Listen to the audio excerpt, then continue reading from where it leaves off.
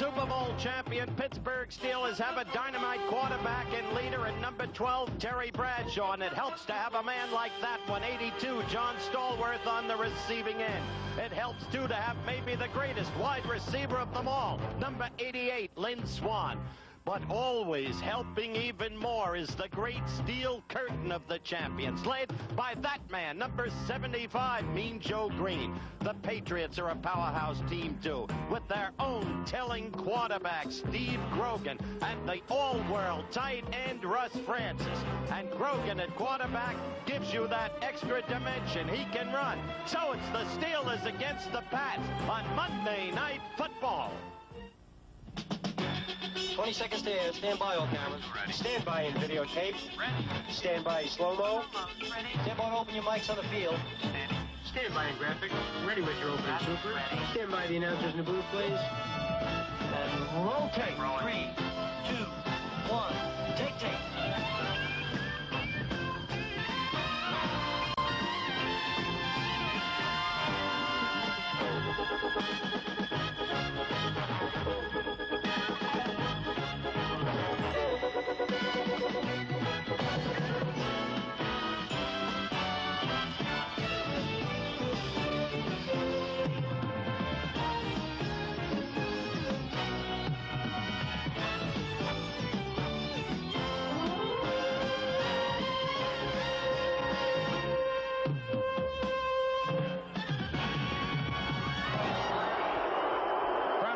Stadium in Foxborough, Massachusetts.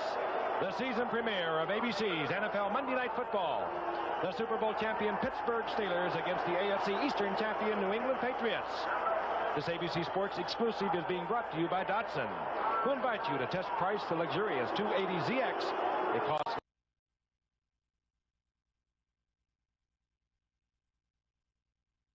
We've got the beer. Hello again, everyone, and welcome to the home of the New England Patriots for this, the official start of our 1979-1980 ABC Monday Night Football season. And what an opener we've gotten. A lot along the way, too. We'll have 3 Thursday night specials, 1 Sunday night special, the first Thursday night special this Thursday at Denver. The opposition, the Los Angeles Rams, still smarting from that upset yesterday at the hands of the Oakland Raiders. But now, tonight, what a matchup. The Super Bowl Pittsburgh Steelers champions against perhaps the most offensive-minded team in football, the New England Patriots. And it's a supercharged team, these Patriots, emotionally. Why? Because Darryl Stingley, who suffered that fateful collision August 12th a year ago with Jack Tatum, has come back home for the first time since that tragic accident. And you'll be meeting him exclusively at halftime. In the meantime, there is some internal discord on the Patriots, and it's only right to recognize it. Remember, some 2 weeks plus ago, they traded Leon Gray, the brilliant all-pro offensive tackle, to the Houston Oilers. I asked the new head coach, Ron Earhart, if he were in favor of the trade and what impact that trade had upon the efficiency of the Patriots' offensive line. This is what he told me. I was reluctant to make the trade. Of course, I'm the head football coach. I'm selfish. I didn't want to break up a combination we had up front, the combination that led the NFL last year in total offense. As far as how much it's going to impair us, Howard, I can put it this way. When you take a rookie and try to replace an all-pro, it just isn't done overnight. So that's the Leon Gray situation as Ron Earhart, the head coach, sees it. There may be a quarterback problem, too, on the Patriots. What a delight to have back the great expert to discuss that problem, Dandy Don Merritt. Oh, it's good to be back. I really am happy to be here. It's 10 years of ABC's Monday Night Football. Son of a gun. Nice to be here. Now then, that quarterback situation, that is a little bit tough, but maybe not as tough as we're trying to make it. Steve Grogan is the #1 quarterback. He had knee surgery last year, and they're saying, well, maybe he won't be the running threat that he's been in the past. Well, I don't know. I know this, that he's got a couple of good backups. Matt Cavanaugh's a young player, and so is Tom Owen that can both throw. We heard a rumor that if things don't go well in the first half, particularly quarterback, that they're going to substitute one of those guys, and they call Owen and Cavanaugh about the same. So the only thing I can say is going to be a fun year. Now, then, Frank, outside of Pittsburgh having world championship, great quarterback, great coaching, and all that sort of stuff, what else they got working? I guess we should kick off. They don't really have a major problem. If anything, they have minor injuries at their cornerback position, and they may have a little bit of a trouble at the beginning of the season with their offensive line at right tackle there. They're hurting just a little bit. But believe me, it's nothing serious. When you have Terry Bradshaw coming off the best year he's ever had, 28 touchdown passes, he became truly a leader, and he's been that over the past few years. But I don't believe anyone fired the football in a lot of years like Terry did at the end of last season. He was really a remarkably gifted quarterback at the end of the year. And, of course, you have Franco Harris. And while New England has the great offense, #1 in the NFL, well, Pittsburgh gave up the fewest points in the NFL last year. A classic matchup, if you will. We say that many times, but this one happens to be. And we'll be back for the kickoff right after this.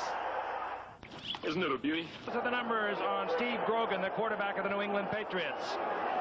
There has been a question about Steve Grogan during the preseason. He has not been the Grogan of last year. He came off of knee surgery in January. Appears to be all right. The knee appears to be okay, but the offense has not moved all that well into this young man. He has had good support from backup quarterbacks Matt Cavanaugh and Tom Owen. These two teams, the Pittsburgh Steelers, the New England Patriots, champions of their divisions. The Patriots, however, knocked off by Houston in the playoff rounds. Of course, you know about the Steelers. They went all the way to win the Super Bowl. Their third Super Bowl victory under head coach Chuck Noll. They beat the Dallas Cowboys 35-31. The Steelers will be kicking, and they will trot out a new kicker for the first time in 8 years. Matt Barr, a 6th-round draft pickup from Penn State, has replaced Roy Gerela.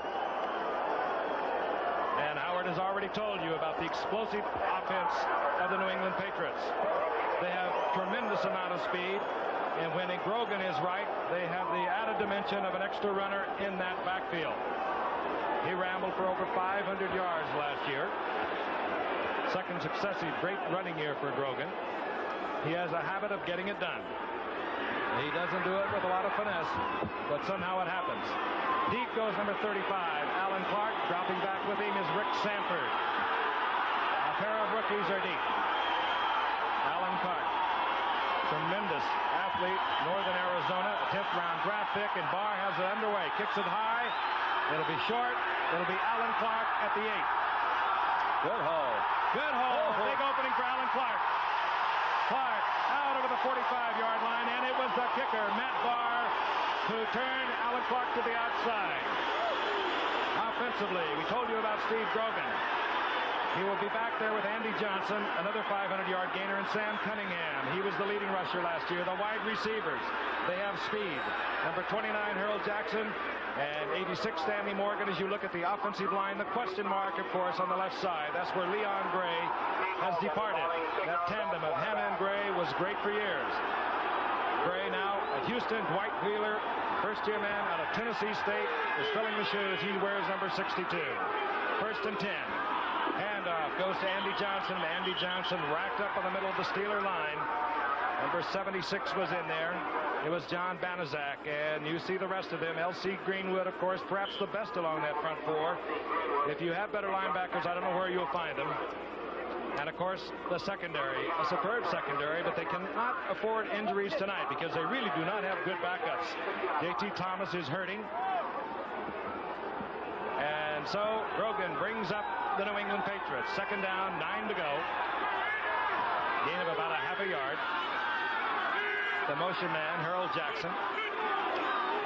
Play action. Grogan rolls to the left, tries to isolate a receiver. He does. It's Harold Jackson, and Jackson close to the first down.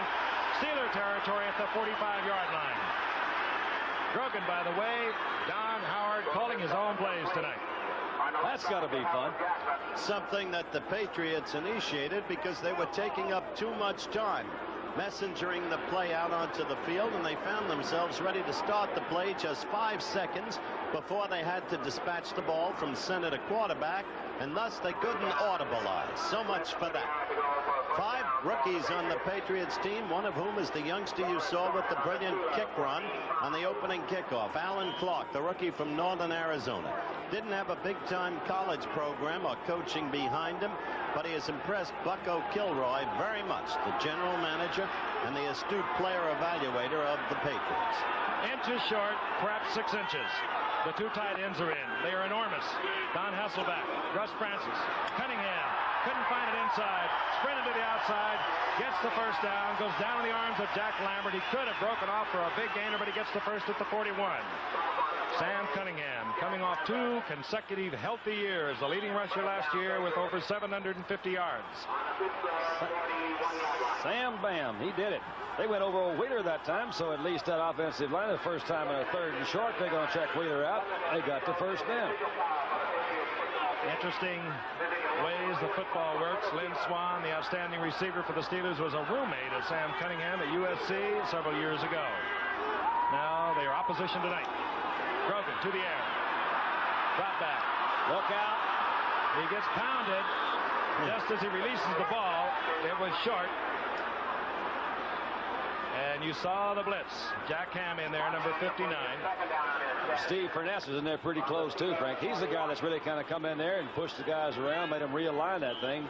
Dwight White's got a little, I guess he's nursing a sore ankle, but Furness is really the player. He's coming in doing a job. He's a great pass rusher. White, incidentally, probably will see some action tonight. That remains to be seen. Depends on the flow of events. But he's not that damaged that he can't get in there if they need him. Robin Cole comes out. Wayne Woodruff comes in at 1 cornerback to give them 5 secondary men. That is for the Steelers. 2nd down and 10. They're thinking pass. They get run. Andy Johnson, and he's swarmed under there. Lambert, of course, number 58. Great all-pro middle linebacker. You'll see him all over the football field. Andy Johnson, of course, Andy, as you well know, was quarterback at Georgia. Had a big year. Patriots made him a running back. Had a big year in '76. Injured in '77. Came back last year. He was akin to his old self. Fine player. On 3rd down and 9. No huddle. Grogan called a couple of plays. We told he's calling his own plays. Oh, boy. He catches the Steelers, maybe, and not the right defense. He goes to Russ Francis. Francis has the ball inside the 20 at the 18. Oh, that's nice. That's really a good example. We've talked about his mobility, but he's also a good strong guy. Moving Brown up in there, picked out Russ Francis. He made Donnie Shell, number 31, commit a little bit because they know he can run too. Picked up a big first down. He has that added dimension, as we mentioned before, being able to run. You're exactly right, Don. Donnie Shell should have been with Francis. He saw a run in Grogan's eyes, stepped up. Grogan right over Donnie Shell. Complete first down inside the 20 of the Steelers. I like to call that man the all-world tight end. Nobody was ever better physically constructed for the position than Russ Francis. Now, wait a minute. Cunningham out to the outside. And the big man motors down inside the 15, close to the 12-yard line. That's Ron Earhart, the head coach of the New England Patriots, living perhaps to some extent in the shadows of Chuck Fairbanks, the man whose exit was inglorious. Very last game of last season when they're about to play Miami, already in the playoffs, but that's history now. Point is, Ron's got a big task ahead. And Don, you could have been built better than Francis. You just didn't do the weightlifting. Alan Clark got the Patriots off to a good start. Out over to their 45-yard line. They have moved now to the 12-yard line of the Steelers. Cunningham bangs down the 5-yard line. Busted a tackle behind John Hanna. Broke a tackle. Ham saved it at the 5. First down, New England. I thought he fell. Then I said, May, it's just a great fake. There's Chuck Noll, the great coach of the Steelers. Here it is in replay, Don. Well, they did go right on that left side again. They just got a habit over there. That's a pretty good hold. I think Cunningham did slip a little bit, but there's some good leg strength. She had good leg strength. It was Hanna, as Frank pointed out, who was the lead blocker there, and they have been running effectively left behind Hanna and young Dwight Wheeler. New England threatening. Remember, the Steelers did not give up a touchdown the entire first quarter of any game last season. Play action. Grogan looking for a receiver. They're held up. Francis is there, but he has to overthrow, and Donnie Shell backs into it. So many times you see Jack Ham in an area where he's going to mess up a play, and he was the one then that read it extremely well, got out in front of Grogan, never let him really turn that corner to put any pressure there. I think he just threw it away. Well, you know about Ham, all of you. You don't want to be redundant. Through the years, you've got the same plays, the same players, but this one is so exceptional. Jack Ham out of Penn State, one of the many brilliant linebackers from that school. And only yesterday, Bill Bergey of the Eagles tied him in all-time career high in interceptions by a linebacker at 56. So that's Jack Ham. 2nd and goal. Andy Johnson gets inside the 5 to the 4. They're tough yardage down here against the Steelers. Gary Dunn, who will see a lot of action tonight on the front 4 for the Steelers, was in there. He's number 67. 56. 56. I don't think it's 56. Yeah. Well, it's true. Tell you that Bergey intercepted one yesterday in the first 2 minutes of the game. That was unbelievable. I saw that. That was got control of the football. Giants are on the 2-yard line or thereabouts. And he was on the ground, and he still controlled the football. 3rd and goal, and Horace Ivory is in for New England. Play action. Grogan gets the pressure. Man wide open. One-hands it. As we have seen him do so many times. And the Steelers have given up that long string of scoreless first quarters. New England on the scoreboard. They used up over 5 minutes on the drive. Oh, that was really pretty, and a really pretty drive, too. Well, the last person, as we look at it again from the end zone, to leave Darrell Stingley in the administration building up here before the game was Russ Francis. And he said, I'm going to get 3 tonight for Darrell. They are a motion charge. Hey, somebody, I don't know, I couldn't see who it was. Boy, they popped old Grogan right there. Just safety blitz. Who was that? Edwards. Man, he came in there and got a good composure. John Smith for the conversion. Yes. 9:39 remaining in the first quarter. And let's take a look again. He's coming off that line, little stand-up block. They're trying to hold him in there, then moving back across that side, across the flow. And then he is wide open. You'd have to think somebody missed an assignment. Give me that one hand on it, and it's mine. We'll be back. Ball kicks off the new season. Bear Bryant's Alabama Crimson Tide battle Georgia Tech Saturday on ABC. Russ Francis, he still hasn't given up motorcycles, Don. An hour ago, remember last January we talked to him. He said, nah, I had to get right back on there, just like the horse that throws the kid. Well, he should give up airplanes. He's got his own charter service in Hawaii. John Smith, the kickoff for New England. They lead 7-0. Larry Anderson is deep. Smith hits it high, and he hits it short. And that was Tony Anderson, a rookie out of Temple, that pounds it back out over the 30-yard line to the 32. Okay. Terry Bradshaw will open at quarterback. He had a marvelous year last year. And Franco Harris, well, he's not all that far away from Canton, Ohio, I would say. There's your offensive line. The wide receivers, they're thin there. Lynn Swann is playing. He might not even be playing if they were not so many injuries to the outside receivers of the Pittsburgh Steelers. John Stallworth is there. Discussion on the field. We did not see a flag, but there is a discussion. Our referee tonight, Jim Tunney. Also got, they got a new man kind of in that line, too. We've got some injuries there. Ted Peterson is stepping in where Larry Brown, Ray Penny's out for the year. What was that? Personal foul, unnecessary roughness, number 30. First down. All right, Larry Anderson, who was scheduled to run that kickoff back. It was short by John Smith. Tony Anderson, indeed, was the receiver. Personal foul against Larry Anderson. First and 10. Steelers have the ball. They're on 17-yard line. Sidney Thornton is starting. There he is, number 38, in place of Rocky Bleier with a sore knee. And the big man, the biggest of the Steeler backs, breaks a lot of tackles, and he gets out over the 25-yard line. Stopped there by Steve Nelson. There's that 3-4. That's the front three. Ray Hamilton, of course, in the middle. Sam Hunt, number 50. He looks like 2 tackles. He weighs about 260. And a lot of speed in that secondary, and a lot of number 1 draft picks we'll tell you about a little later on. Thornton gets 8 yards, just short of the 25. As you look at Steve Grogan, who led the Pats to a touchdown with a pass to Russ Francis, their first possession. Second down, a long 2. The ball just short of the 25. Franco Harris gets his first ball. He's nailed. Ooh, he's hit hard there.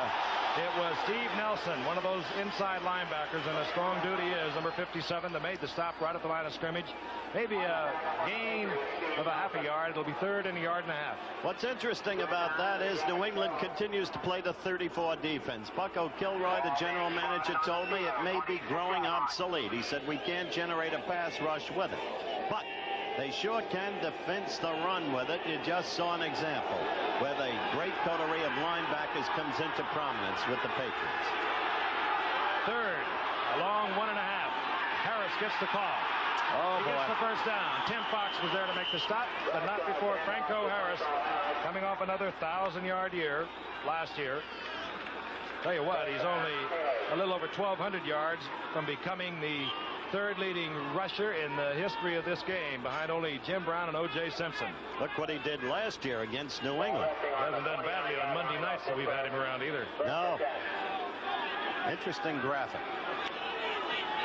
One that I find really interesting, he carried the ball so many times last year and only fumbled it 4 times. First and 10. Bradshaw. All right, look out, Terry. Oh, son. Fires intended for Randy Grossman, and Grossman had Hunt all over him. The big man, as big as he is, was back there defending, along with Steve Nelson. Frank, in case some of the viewers are wondering why the great big Benny Cunningham, cutting the mold of Casper and Francis, isn't in there yet.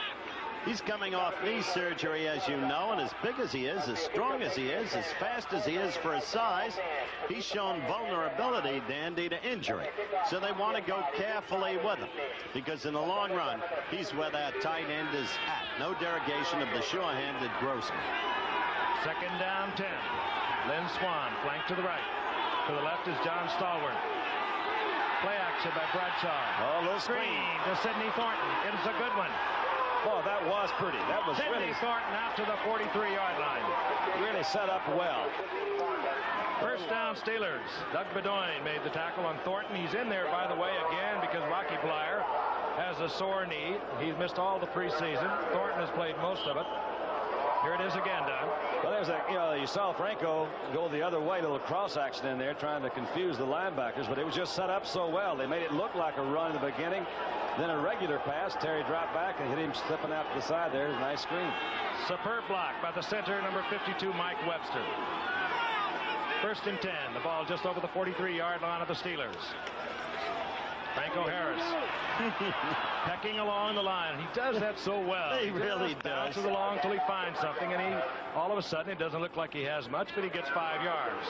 How many backs do you think of, honestly, would not have made a first down when he gained a yard here a while ago? He has that way of somehow getting that yard when you need it, which obviously is sometimes more important than those other gainers. Well, his change of speed, Don, his quickness of acceleration for a man so big is simply astonishing. I think we all agree he's a good football player. If he's not, you've got a scoop. That's it. Second and 5, the ball at the 49-yard line. The Steelers now maintaining their own possession of the football. Thornton gets the call, gets a good block. Oh, boy. Thornton is dropped. Good defensive play by Claiborne coming up from the left corner. I think that's old Hawkins out there, too. But that's one of the things to watch with this Patriots team, Don, as you know, probably as well as anybody in the business. What's that? That secondary of the Patriots. So many #1 draft choices, such quickness, the ability not to be worried about committing too early because of the ability to recapture, and so they can come up and stop the run as they did there. Thornton got 2, third down 3. The ball at the 49-yard line of New England. The toss goes to Harris. He gets a block from Thornton. Not good enough. Down he goes, and he's in the arms of number 52, Steve King, and the Steelers will have to turn it over. A real good football player just ran into some more real good football players over there that time. Oh, that's nice. I like to see it. That's fun. Old King just up and this. You're not coming around me, fella. Craig Colquitt is out now for the Steelers, and dropping deep will be Stanley Morgan. He's a blazer. There he is. Man can motor. Craig Colquitt. Good kicker. Kicks it high.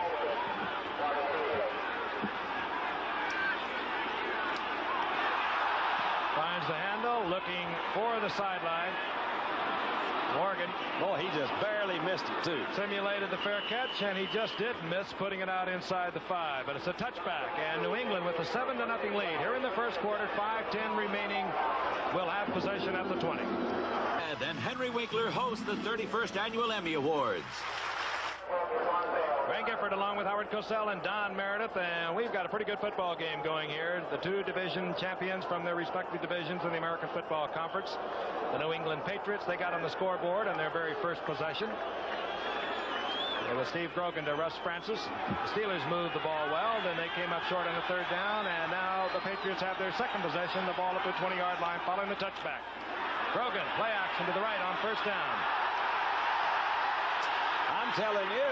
And out he goes for another 1st down to the 33, and, well, he's getting a little smarter. I don't think he would have done that a year ago. Maybe not, Frank, but that was a key play for Ron Earhart, the head coach, and Bucko Kilroy, the general manager, to watch. They wanted to see if he could still do it after the surgery. I think more important than that, you got a good shot there of Wheeler, the guy that they're really questioning, the new left tackle. They did a little stunt trick, whatever you want to call it. He picked it up, and those are one of the most difficult things for the young lineman to pick up. They did a little cross block over there, and he got his man. We're talking about Dwight Wheeler, number 62, who is replacing Leon Gray, who is now in Houston. On the 1st and 10, the handoff goes to Cunningham. And he did it again. Bulls his way out over the 35 to the 36-yard line, 37-yard line, a gain of a long 3. It'll be 2nd down and 7. I had an interesting comment, Frank. You walked out before the game started, before we came on the air. I was talking to David Israel, the brilliant young columnist of the Chicago Tribune, and he said, I hope you guys aren't going to talk about Leon Gray. I can't remember a block he threw, which is vivid testimony of the fact that David has not been watching the Patriots. Now, where did you come up with that? Take care of old David. Here we come. Grogan, he fouls into there for a Stanley Morgan, number 86, knocked up in the air. Jack Lambert. And Jack Lambert, a middle linebacker, as he always is, around the football. He gets the interception on the deflection. All right, let's see if we can see what happens. Another little kind of a play action half roll out here. Option run and throw. Ham is back there pretty deep. Never really put any pressure. Gosh, that was just a good defensive play. For Pittsburgh. 3:41 remaining in the first quarter. The first turnover of the ball game. Jack Lambert, this man who is always around the football. I've characterized him as a method type football player. If you ever heard of a method actor, he really gets involved. Mike Wagner caused the interception when he hit the intended receiver, Stanley Morgan, jarring the ball loose. Steelers 1st and 10, handoff, Sidney Thornton, left side, inside the 49-yard line for a gain of about a yard. Good defensive play there. Sidney Thunder Thornton in there because Rocky Blyer is not. Also, #1 draft choice of the Steelers, Greg Hawthorne, who proved himself in the preseason to be a surprisingly good lead blocker and with surprising speed as an outside runner. There's Thornton, not in there because of a pulled hamstring. As Frank said at the very beginning of the telecast, the Steelers hobbled by nagging minor injuries. Frank knows things, doesn't he? New England in a 4-3. They're anticipating pass. They have number 78, Tony McGee. He's their best pass rusher. Bottom of the screen. Bradshaw gets it off man open. Oh. It was Grossman, but the big man, the big round cat, was back there. No, this time getting back there was Mike Hawkins. Well, he's big too. Yeah, they're all pretty good size, aren't they? You know, that's one of those things where sometimes referee back there will throw a flag, say you're face guarding, because he was really pretty well beaten. On the face guard, Don, as you know, you've got to wave the arms. There's a frequent confusion over the interpretation of that rule. If the hand is merely outstretched, no face guarding. You must wave the hand and the arm. That's good to know. 3rd and 9. Swan goes out to the right. Out to the left is Stallworth. Whoops. Flag is down. You saw the Patriot offside. Oh, yes. Bradshaw underthrows Stallworth, but he'll have another opportunity. The Patriot out of their 4-3 defensive left tackle. There's the indication from referee Jim Tunney. Tunney, the single most handsome referee in the league. Hollywoodish type, lives out there. Yes. 64. Still 3rd down. Richard tackle along with Ray Hamilton in the 4-3 alignment when the Patriots want to get more of a pass rush. So it'll be third down now and 5. 2:50 remaining in the first quarter. Now Stallworth 82, Swan 88. Top of your screen, 2 wide receivers. To Bradshaw's right, Randy Grossman, a clutch receiver, lined up at tight end. Look, Stallworth has the first down. Good play. Blitz coming in on Bradshaw, and he got it off. Stallworth and Swan can 1-2 you to death. Remember the Super Bowl? This time you'll be looking at Stallworth again. Dandy Don will delineate. I certainly will. The one, you know, as we've said it so many times, but there's a way, whenever you're going to send those linebackers, they're trying to get improved pass rush, as you mentioned. These guys can do it because they've got so much speed back there, but they're covering guys that can also burn. So Terry made a good adjustment, just flipped it out there, got a first down. At the 31-yard line of New England leading 7-0. Bradshaw, he could write a letter. Yep. Incomplete. That was in and out. That was old Swanee, wasn't it? Lynn Swan is playing with a very sore toe, and as a matter of fact, he has been in camp just a little over 2 weeks, involved in what he considered a very serious court case out in San Francisco. Was late coming back. Quite a controversy developed over that. The man is just a remarkable athlete in all respects. Nobody knows it better than Frank. He's had Swanee down at the Superstars a number of times. There you saw the miss. Very rare for that remarkable young man. Second down, 10. Nobody better at coming back for the football. We'll get into that later, Don. Or coming across the middle, making those sliding catches. Or going deep with it. I mean, whatever you like. He's also a good football player. Bradshaw changing off. And he didn't change quickly enough. It'll be a 5er against the Steelers. Point I was making, Don, while we have a second. There's Jim Tunney measuring it off. Swanee only averaged 14.1 yards per reception last year. Yeah. Which was less than the average for the average wide receiver. And it's because he comes back, shields the defender with his body, makes the great leap, you know, his leaping ability. Yeah. In other words, completes passes on passing technique that with other receivers wouldn't be completed. I want to think about that. And I'm going to come back later. Okay. All right. Second down, 15. Ball inside the 36-yard line following the delay of game. Bradshaw again with a lot of time. And oh, my God. It is. There's the one. First down at the 17. Not coming back, blowing up. Oh, my God. You've got to be fearless to do that. Now, wait a minute. Wait a minute, Howard. Now, Frank had that one. Frank, you had the one coming across the middle, so you cover this one. I'll tell you what. It took a lot of guts. You bet it does. He knew Flex was there. He knew man. he was going to get pounded. Forget the sore toe. Maintained his concentration. Now, this is the same guy that dropped the one that was in his hands the play before. Swanee does have that great leaping ability that you talked about, and that concentration, and that's really what. How in the world do people catch balls like that? And he is some kind of stoic because that hurt. Hurt me. Ball at the 17. Sidney Thornton, right side, and down goes Thornton. Good defensive play. Bedoin coming up there. And then collecting help from Mike Hawkins. Bedoin 27, Hawkins 59. See the way those speedsters come up from that backfield and not afraid to commit. They did, but I tell you, Mike Hawkins is really the one that did it. Because he's that linebacker that strung it out up there. And they're doing what they're supposed to do. You know, I found it a little surprising that they let Zabel go. We talked about it earlier, but they said, yeah, they have so many good linebackers in there. And they've been honest with him all along. They said, hey, we're going to go with some of the younger guys. He's, there you go. Chuckaroo. Chuck Noll. One more win, and it came tonight. He would have won 100 football games. There's only 14 other coaches have ever done that. Second down, 9. Bradshaw, play action, looking for Stallworth. Finds Grossman in the end zone. Overthrows, but Grossman well covered back there. Picked up in a very nifty style by Doug Bedoin again. Showed you Ron Earhart there, Chuck Noll before that. Interesting man to study, Chuck Noll. Went through a long building process when he took over the last place Steelers. Used to be entirely different, I think, in his behavior on the sidelines. Now, aware of what's been developed, of how great his talent is, with a total security in them based upon 3, count them, Super Bowl victories, he remains substantially implacable on the sidelines. Third down, 9. All right. Bradshaw. Look out, Terry. You got him. Bradshaw. Oh, yeah. Fires over the middle to Grossman, and the man that saved that was Sam Davis, who came back and picked off McGee, I think it was, coming in defensively. It looked like Bradshaw was going to be trapped, and Sam Davis made a great block for him. Maybe you'll see it here. Watch 57. He'll come back.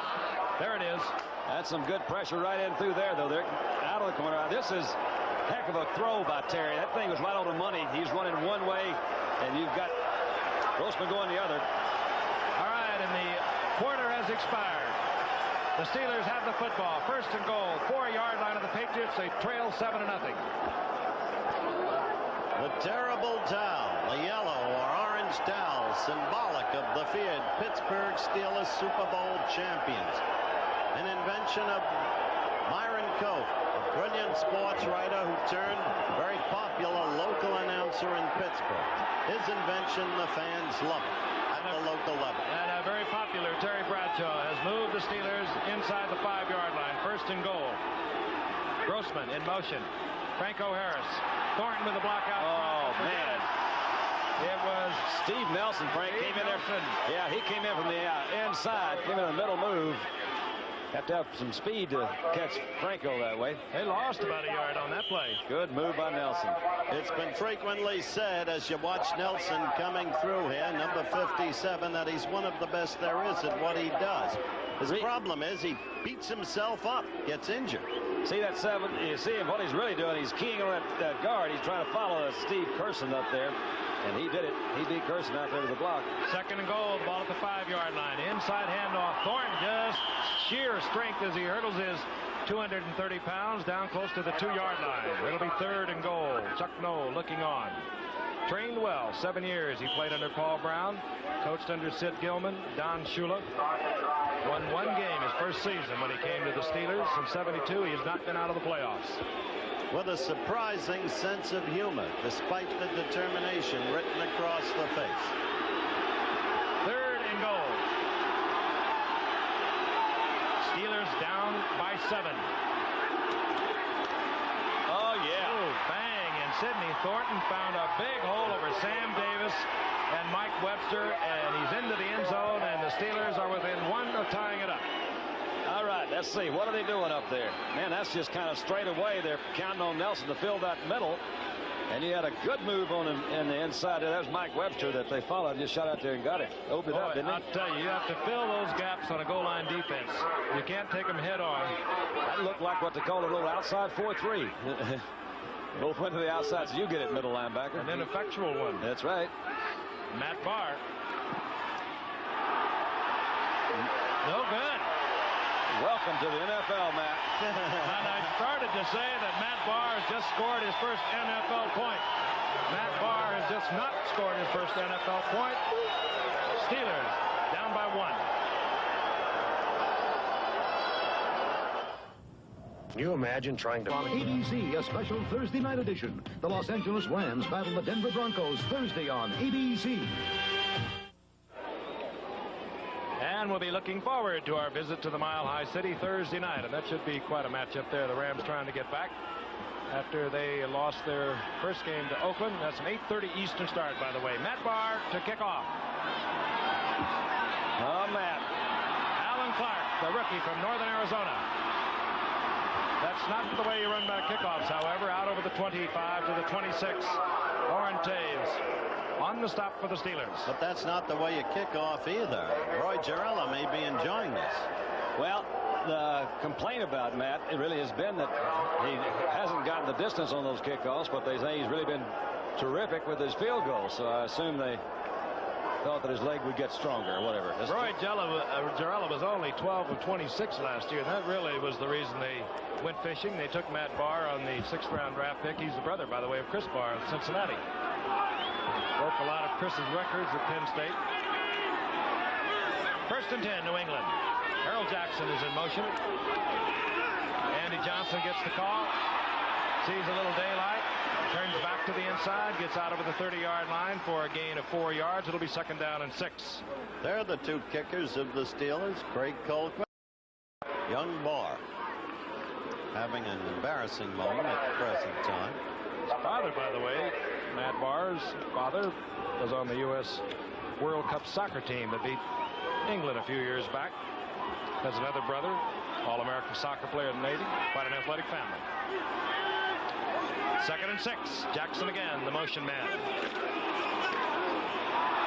Flag is down as Sam Cunningham has the first down, but again a flag is down. May call old Harold Jackson for starting toward that line and let's see. Well, it could have been. You got it. That will nullify a first down. That was just a little bit of a careless attitude going out there. He was not involved in the play. Terry with the phones. Hello, Terry. Can you hear me? Terry, this is Don. Ooh, what a Super Bowl he had. Incredible Super Bowl. 4 touchdowns, 17 of 30, MVP, over 300 yards. He's never had a regular season 300-yard game. He's one of your good old boys. I read an interesting article on him and saying that Terry says he has to learn, or he changes his throwing style all the time. That just fascinates me. How the heck you do that? 2nd and 11. Draw play. Cunningham fools no one. He gets a couple of yards. Back to the original line of scrimmage. It'll be 3rd and 10. It might be likened, Don, to a batter who adjusts his batting stance according to the pitches. They line right up as they did earlier in the first quarter. We told you about that. Grogan calling his own plays, trying to catch the Steelers, maybe a little lax setting their defense. Grogan fires and it's incomplete. Intended there for Andy Johnson out of the backfield, and New England will have to punt. Their first punt. Getting back to what you brought up, how do they do that? It's like Rod Carew, who's got 4 different basic batting stances, and Rusty Staub will adjust to the other. There are certain people who can do that. I think Terry might have been pulling some rider's leg. Well, you know, I really wonder. I want to ask him about it, because what he said was, he said, I'm not like Greasy and Bert Jones with the 2 guys. He says they just go out and throw the same way all the time. I think he meant it. Lynn Swan is deep. The Steelers are going to rush. They have 10 men at the line of scrimmage. Swan, we understand, has been told, well, fair catch it. Stay out of trouble. You got a bad toe. We don't want to lose you. We don't have another wide receiver, but Lynn doesn't like to fair catch it. I don't think he's going to catch it at all. Oh, and it takes a good New England bounce. Oh, the rookie 4th-round draft pick, Eddie Hare, was the punter for New England. And he gets off a beauty. Swan couldn't handle it. And Pittsburgh will start at their own 16-yard line when we return. Russ Francis, apparently with an ice bag on his right hand. We'll try and get a report on that. His hands were warm. Well, it's not all that warm tonight. Oh. The Soccer Bowl. Vancouver, of course, with that stunning upset victory over the Cosmos. Tampa Bay has been in the Soccer Bowl 3 times since 1975. The Steelers have won the Super Bowl 3 times. They have a 1st and 10. The ball at their 16. They're down by 1 point. Franco Harris gets the call. Oh, boy. This time he tried to tippy-toe back inside, and he got nailed. That's that Nelson. Again, you got old Nelson right out there in the middle of that outfit. Plus, you got Sugar Ray Bear. Hamilton. Go get it, Sugar Bear.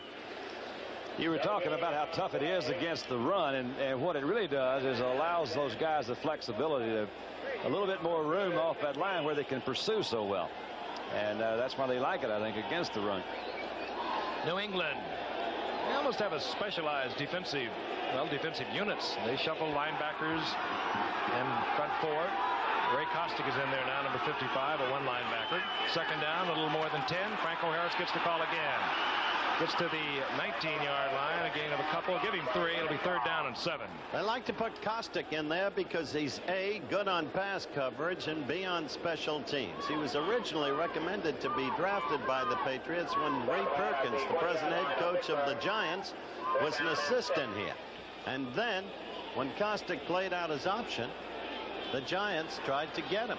They actually had him sign an offer, but the Patriots met the offer, so he stayed with New England. We've been told Francis, the tight end for New England, has a sore hand. He will come back. 3rd down, 7. Bradshaw putting both backs out, and he gets in trouble but gets out of it, and he finds Cunningham. What an arm. Benny Cunningham, and we were telling you how he was throwing the ball at the end of last year. Don, I don't know anyone that can throw it as strong as he can. He can throw off balance, either foot. It just doesn't matter. That's really what he did. Look again. I think that's what he did this time. He's getting a lot of pressure, And he just turns up and zip. That ball is right there between the 8 and 9. It was over Bedoin and in front of Mike Haynes. That got him out of a hole, didn't it? Indeed, the first down at the 44-yard line. Rod Choate defensively now for New England at linebacker number 56 as they continue to juggle personnel.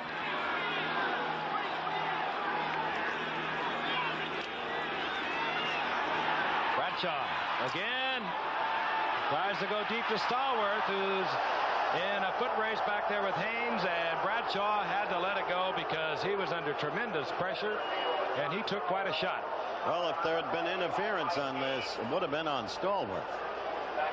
Yeah, it would have been. Let's take another quick look in here. He said, wait a minute, hold it. I'm going to hold him up because I know they got a new rule in here, and I don't want anybody to think I'm trying to hurt you, Terry. Rod Choate, the linebacker for New England, all over Bradshaw. Steelers now with 10:34 remaining in the first half and trailing 7-6, have a second down and 10 at their 44-yard line. Stallworth goes out left. Picks up Mike Haynes out there to the right. Then Swan. Ray Claiborne defensively over Swan. Bradshaw this time finds the time, and Cunningham could not hold on. He was covered by Bedoin. Bedoin took a shot. Cunningham, had he held on, would have had a big gainer. Yes, Bedoin took a chance there. We've been saying Bedoin's name a lot, and that always kind of indicates that they may be kind of trying to isolate him a little bit back there because he's been trying to cover the tight ends, sometimes the receivers. Might be interesting to see what they try to do. Those other guys got a little bit more speed than Bedoin. What's interesting, up till now, the Steelers have gained only 21 yards rushing, 82 passing. So they haven't gotten that ground game working against this 34 defense. 3rd and 10. Bradshaw. And down goes Bradshaw. Tony McGee, they call him the designated pass rusher, was all over Terry Bradshaw. Also hustling in there, Mel Lunsford. They were in a 4-3. Big Mel is the guy. Go into. He was there first. Well, no, actually, McGee's there, but then Lunsford comes back. He's the guy that sometimes they take out in that situation. They said that this preseason in particular that Lunsford has really come on as a pass rusher. In any event, 4th down. Craig Colquitt will kick. Stanley Morgan is standing at his own 20-yard line for New England.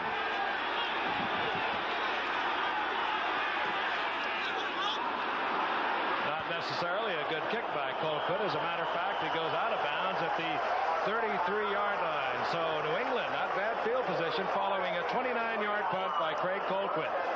We'll be back. Ladies and gentlemen, at this time, we would like to make a very special player introduction.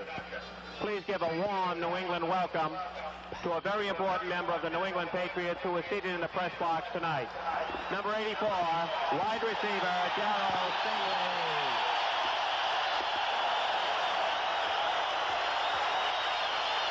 Darryl Stingley, whom you will hear from at halftime in an interview with Howard Cosell, making his first return visit. There's an absolute capacity crowd here. A standing ovation for number 84, who was injured, of course, tragically last October, August the 12th. He has returned home. He is going to be executive director of playing personnel. Has a very optimistic outlook on his future. Has regained movement in his right hand after being fully paralyzed for so long. And as I said, you will hear from him at halftime. This is a moment to remember. As one pans the stands, looks at these people, one realizes what an athlete can come to mean to a population. And this has been a remarkable athlete, number 84, Darryl Stingley. And it happened on August 12th, a year ago, the collision with Jack Tatum. Not only were the fans applauding his teammates on the sidelines, facing up to the press box, applauding number 84.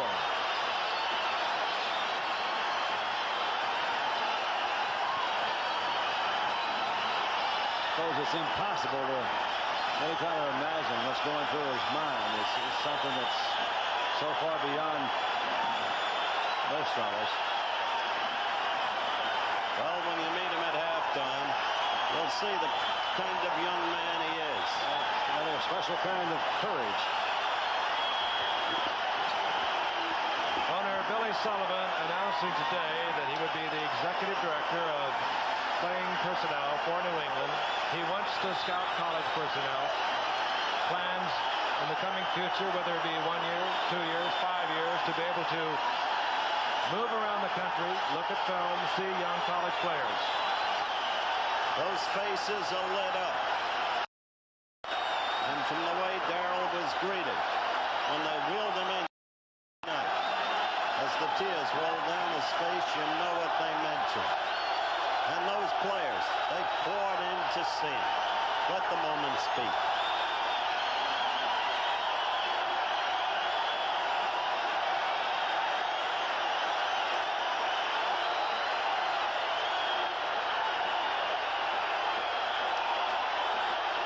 I suppose it would continue for many, many more minutes. Darryl, I'm sure, would not want that to be.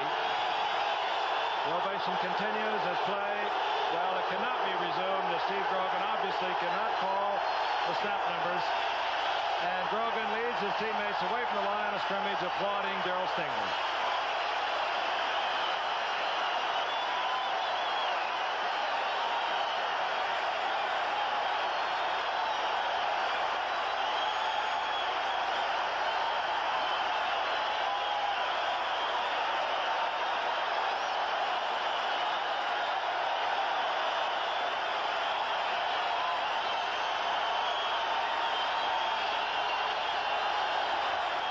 That's Darryl Stingley.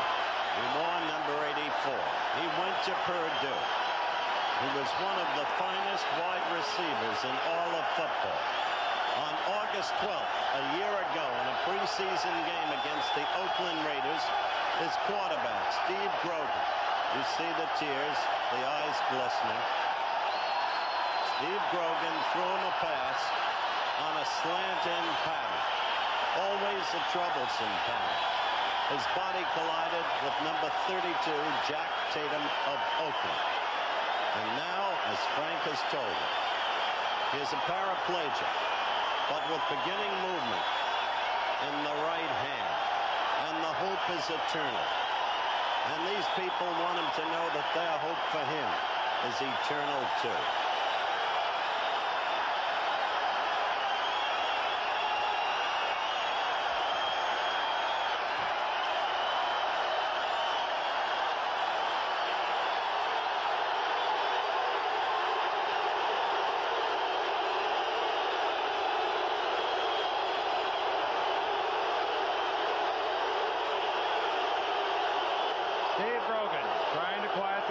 Looking over 1st and 10. New England, the ball at their own 33-yard line. The handoff to Cunningham, and Cunningham spins back and goes down in the arms of Gary Dunn. After a gain of a couple, it'll be 2nd down and 8. 9:50 remaining here in the first half. New England scored first. Pittsburgh answered back, but they missed the conversion, so the Steelers are down by 1. Russ Francis, we saw him a while ago with a big ice bag on his right hand, is in the lineup. Can't hardly miss him. He's 6'6", a 240-pounder, wears number 81. 2nd and 8, the ball at the 35-yard line of New England. Grogan, good pass protection, and oh, did he throw a beautiful shot to Stanley Morgan. He laid that one right there. L.C. Greenwood charging in on Grogan, and Don, you won't see a finer pass throw. No, sir. It was right in the middle there. He got him going. Had pretty good coverage back there, too, Frank. That thing was, he was not that wide open. Had Jack Ham dropping back into that deep zone, and he hit him right in the middle. Let's take another quick look. Pressure applied by L.C. Greenwood. Furness was in there, and look at this. That is right on the money. Right over Jack Ham. That was Ron Johnson, number 29, that was back there covering it. And the first down is all the way down inside the Steelers' 33-yard line. Horace Ivory, 23, now in a setback, replacing Andy Johnson. Ivory, the leading rusher in preseason. But the ball goes to Cunningham. Down he goes in the arms of Robin Cole. After a gain of 3, it'll be 2nd down and 7. Mike Wagner up there to help Robin Cole, who alternates with Lauren Taves of the Steelers. Taves perhaps a little better against the pass, while Cole is just dynamite against the run. That catch seconds ago, Dandy, by Morgan. I can't help thinking of when Stan walked out of Stingley's room tonight, past you and Frank, just before you came in. And Stanley said, I'm going to get at least one tonight. Well, do it for Darryl. Emotions often overplayed, but not in this case. Rogan, 2nd down, 7. Got hit. Ball deflected and intended for Russ Francis. And we have just received a report that Terry Bradshaw has damaged his toe. We don't know how severely. We're looking along the bench trying to find him. Yep. There he is. Well, he's got a lot of toes, I guess. He's still checking it out. He's tough. It's those little now. No, it hurts. That does hurt. You know, it is funny. You got a lot of toes, but it only takes one of them to really hurt. That's what Lynn was telling me this How did afternoon. you find that out? I just figured that out. Lynn, of course, suffering from sore big toe on his left foot. I read somewhere they got a thing called disco toe and disco thumb now. It's a real epidemic. Maybe that's one of them. And jogger's feet. Yeah. 3rd down, 7. Look out, boy. Oh, man. Jack Lambert. He took it away from the pass rush.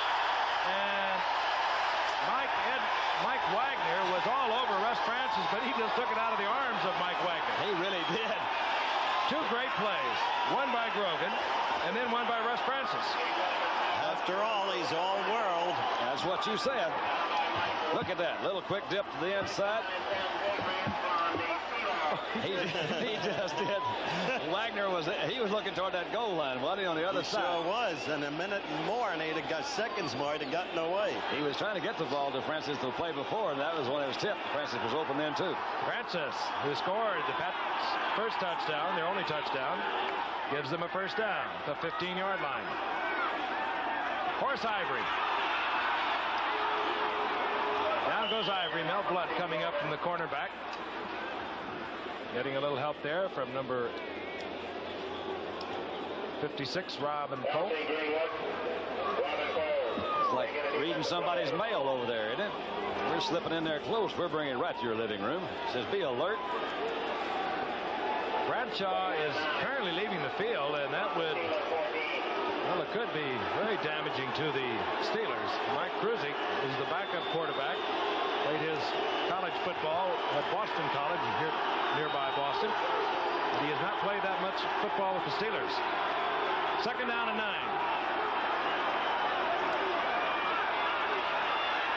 Grogan. Oh, and he had Francis, and Francis knows he should have had it.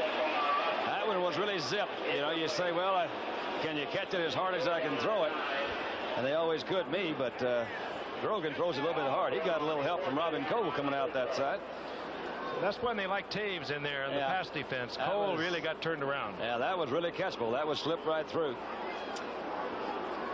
That's all world too, wasn't it? No, he's no longer. Yeah, well, he's so close to all world, you'd hardly notice. His name. Yeah.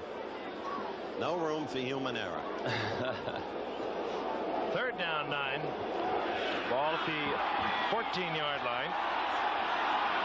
Harold Jackson flanked out to the right. Stanley Morgan to the left. The dangerous one, of course, number 81, Russ Francis. Full blitz, safety blitz. Wagner all over Grogan. Tries to get it off to Francis, incomplete. It'll be 4th down. Mike Wagner on the safety blitz, forcing Grogan out of the pocket. Grogan doesn't look like that he's just real healthy either. Mike Kruzik on the sideline. You're right, he hasn't played much. Played 2 quarters in this preseason. Bradshaw playing most of the preseason. He was 6 of 12. 2nd-round draft pick back in '76. Great career at Boston College. He's a lot better than people think. Here's Johnny Smith, who won his job back from Posey. Johnny Smith from Southampton, England. Yes, I remember him well. Struggled through last year, the first 3 games with a torn thigh muscle. Finally had to go on the injured reserve after 3 games. 31-yard attempt for John Smith. Englishman. I'd say so, right through the uprights. And New England has extended their lead over the Pittsburgh Steelers, and the Steelers have to be troubled. Bradshaw has gone to the locker room. 10-6. Patriots over the Steelers. Olympic gold. Two-time world champion Linda Fradiani. The 1980 Winter Olympics exclusively on ABC. 6:39 remaining in the first half. Here at Foxborough, the New England Patriots with a 31-yard field goal by John Smith. Now leading the Steelers 10-6. Smith to kick off. You're looking at Larry Anderson, 4th-round draft pick out of Louisiana Tech. A whole bunch of speed back there with Anderson. And he'll take it at the 3. And he's got him a hole. Flag is down, and Anderson is down at the 29-yard line, and it, in all probability, might affect that new rule where on all kicking special teams you cannot block above the waist. Nope, we have a clipping call, but that new rule is going to have quite an impact on the kicking game. Second-round draft pick in '76, as we told you. He's played 2 quarters in preseason. Played quite a bit back in that rookie year of '76 when Bradshaw had problems. Started 6 times, won all 6 of those games, but it was mostly the defense that won. Had a remarkable record at Boston College, where he set an NCAA career accuracy record, 67.8%. Well, that's not bad. That ain't bad at all. Guy's a lot better than people think. He may just need this kind of opportunity. He starts with his team down 10-6. The ball at the 10-yard line following that clipping call. Franco Harris gets the call. Kruzik getting the feel of the game. Harris out to the 12-yard line. Collected there by Julius Adams. Brogan getting a little attention on the sidelines. I believe it's Russ Francis sitting next to him. I like to see them throw deep in the early downs in this kind of situation. Often see them connect, break it open. Oh. Second down, 7. Looking for something else. Sidney Thornton. Nifty running for Thornton. He had nothing and turned it into about a 3-yard gain. It'll be 3rd down and call it 4. Steve Nelson in on the stop along with Sam Hunt. Kid didn't listen. They don't make them like they used to. Nope. But then they never did. They mark it at the 17. Thornton, of course, in there, as I told you earlier, because Rocky Blyer has missed all the preseason with a sprained knee. Harris tonight, 13 yards rushing. Thornton, 15 yards rushing. 5:17 remaining in the half. 3rd and 3, Harris. He knew where the first down was. I believe he has it. It's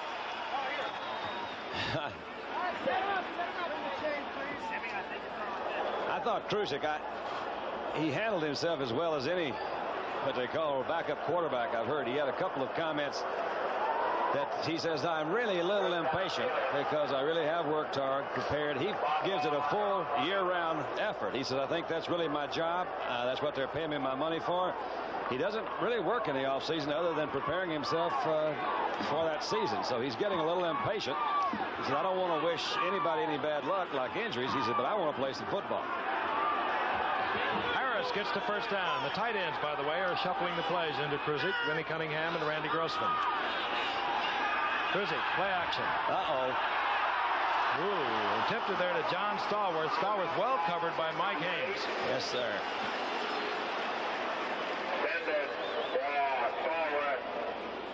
Preliminary diagnosis on Terry Bradshaw, sprained toe. Doesn't sound like much, but for a quarterback who has to move quickly away from the center, plant his feet to pass, and you saw Bradshaw on the sidelines, obviously in pain. Big Russ on the phone. Oh, yeah, he wants to talk to you, Howard. I'm not going to help him anymore.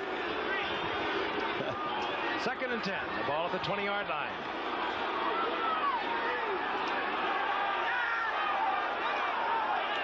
Franco Harris. And good defensive play. Number 72, Mel Lunsford, moving in defensively from left end. Always good, as Don noted earlier, against the run, and now suddenly surprisingly good on the pass rush. Tough cookie, that Mel Lunsford. Talent-laden football team, New England. He helps them out when they want to slide into that 4-3, which they do frequently. Have been using it frequently this evening. Much more than we've seen him in the past. They're in it right now. Third down, 9. Kruzik. Flag is down, and Kruzik gets the pass off, but it's incomplete. Intended for Len Swan. Flag is down, deep downfield. You can tell Swanee by the slide. Holding, and it's going to go against New England, and here is Terry Bradshaw with a full limp. Well, with this guy, you never can tell. I saw him carry him off one time. When he came back. I said, man, that might be the end of his career. Holding, defense, first down. That was the call. Frank just made an excellent point. We noted at the advent of the game that New England plays a basically 34 defense. Yeah. That Bucko Kilroy is growing increasingly disenchanted with it for the absence of a pass rush. And during the course of the game, more and more frequently, they have gone to a 4-3. First and 10. Kruzik tries to get the screen off. And he does not, as Mike Hawkins is in there all over Kruzik. I think you'll see 4 guys down in one line, but somebody just misses a block there. He just came through kind of scot-free. That's a linebacker. Oftentimes, an offensive tackle will look for a certain number over there. He doesn't see it. He says, well, that's not my guy. He's not going to come. But he did that time, didn't he? I'll tell you, with guys like Mike Hawkins, who played a lot of down line, they can give you a funny-looking look. They can make it look like a 4-3. They can pop out of it into a 3-4, or they can come with the 4 men. That was always the Shula theory with his old 53 defense. Second and 10. Franco Harris. Nobody home there. Turns to the outside, and there's a whole lot of folks home there. Third and 10. They really are giving him some different looks up there, and I think it's causing them some problems, which is kind of unusual because it's such a veteran offensive line. These guys really pulled it together the last couple of years on that offensive line. Well, as you mentioned, Don, too, at the right tackle spot, they're missing Larry Brown, and of course Ray Pinney had to go on the injured reserve following complications after an appendectomy. Ted Peterson's in there now at right tackle. Harris held to 18 yards with 2:51 remaining here in the first half. Third and 9. Kruzik again under pressure, tries to go to Thornton, and Thornton cannot hold on, and down goes Kruzik again, and well, he's getting a lot of action early. It's a good initiation. Yeah, but you ask yourself, sometimes you change quarterbacks and that other quarterback comes in and man, he's really hot. Other times he comes in and it seems like just what we've seen today. Nobody's blocking. I mean, they're missing some assignments. You say, why does that happen? Now then, I don't know. Why'd you bring it up? I don't know. I thought maybe one of you guys would know. I don't know. Well, that's what they used to do to you. It might be that he's not Terry Bradshaw. I don't know what happened. Craig Colquitt. Whoa. Handles a bad snap. Gets off a low kick. Stanley Morgan lays back and then moves away from the ball as the Steelers, with a bad kick, still will have New England back at their 36-yard line. Don't forget, we'll be with you Thursday night from Mile High City. You saw a moment ago, deep for the Steelers, and John Smith, the kickoff for New England. And Smith drills it down near the goal line, and Larry Anderson tippy-toes up, looks around, finds a little gap, then a big one. That is the third time that they've returned a kick, Frank. Each time the same kick return design. So they must have spotted something on that left side over there. Well, Larry Anderson, in his second year, out of Louisiana Tech, the same college that produced Terry Bradshaw, who's back in the lineup, gets it out to the 43-yard line. Good field position for the Steelers, down by 7 points. Dave Stallworth, 82. John Stallworth, brother, one wide receiver. Lynn Swan, number 88, the other wide receiver. Franco Harris, 32. Sidney Thornton remains. Is in there as the other setback. Harris gets the call, finds a big opening. Oh, yeah. And gain of about 8.5 yards before he's upended by Tim Fox. It'll be second down. Call it a long yard. The ball inside New England territory, inside the 48-yard line.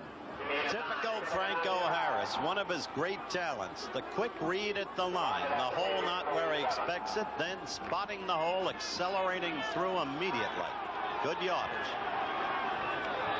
About a yard short of the first down, just underway here in the second half. Sidney Thornton bounces to the outside. He gets the first down, and he can move all that 230 pounds rather quickly. Thornton getting the start, as we told you earlier, because of Rocky Blyer's damaged knees. Rocky missed all of the preseason. Their #1 draft pick, the rookie from Baylor, they have great plans for him. Greg Hawthorne has not been able to play tonight. He has a pulled hamstring. So it's Thornton and Franco Harris all night for the Steelers as setbacks. First and 10, Steelers inside the 42-yard line of New England. Franco Harris. Good turn. Turns the corner and steps gingerly out of bounds inside the 36-yard line. Gain of 6. It'll be second down and 4. Ray Claiborne, defensive cornerback for New England, part of the secondary that is Claiborne, Bedoin, Tim Fox, and Mike Haynes for New England. The Super Bowl champion Pittsburgh Steelers, 35-31 winners over the Dallas Cowboys in Super Bowl 13. New England also won their division, but they were knocked off by the Houston Oilers in the playoffs, 31-14. And then the Steelers took care of Houston on their way to the Super Bowl. On second and 4, this is Franco Harris. Oh, man. Oh, nifty running by Harris. Short of the first down by about a yard and a half. Good lead block there by Thornton that time. Frankie came out. They had to, I guess Tim Fox came up and tried to force it. Sam Hunt also hustling over there. We kid a lot about Sam Hunt, only because of his size, but he has been motoring all over that field. Might also state that Rocky Blyer doesn't enjoy being on the sidelines, doesn't expect to stay there long, and anybody who knows this great veteran knows what he's made of. So as he watches Thornton proving that he's not just chopped liver out there, but a pretty good replacement, as you look at Chuck Noll, you can be assured that Blyer, a great lead blocker, will be back. Frank? Call it third and 2. The ball just inside the 29-yard line of the New England Patriots. Franco Harris. And you saw him do it a couple times in the first half, and he's been doing it throughout his 8-year career. Drifting along the line, finding the opening, turning upfield, and getting the first down. And Franco Harris appeared to be shaken up, but now he's on his feet. Pretty good block by Grossman, and look there again is Thornton out on the lead block.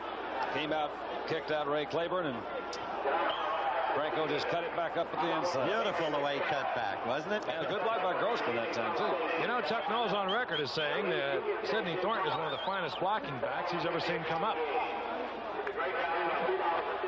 Well, I'll take his word for it. He's got to be one of the best if he's in the class with Blyer. First and 10, 31-yard line of New England. The Steelers down 13-6. We're in the third quarter. And Franco Harris upended, hustling in there. Steve Nelson, and he's playing a whale of a game. That Nelson can kill you, as long as he doesn't kill himself. That's been his problem. Right in the middle again, you'll see this is that three-man front we're talking about. Nelson read the play and just shot right through the middle. He looks like a good old boy, too, doesn't he? Look at him. Just a country boy at heart. Well, he's good, you know, good looking. All-American type kid. Loss of a yard.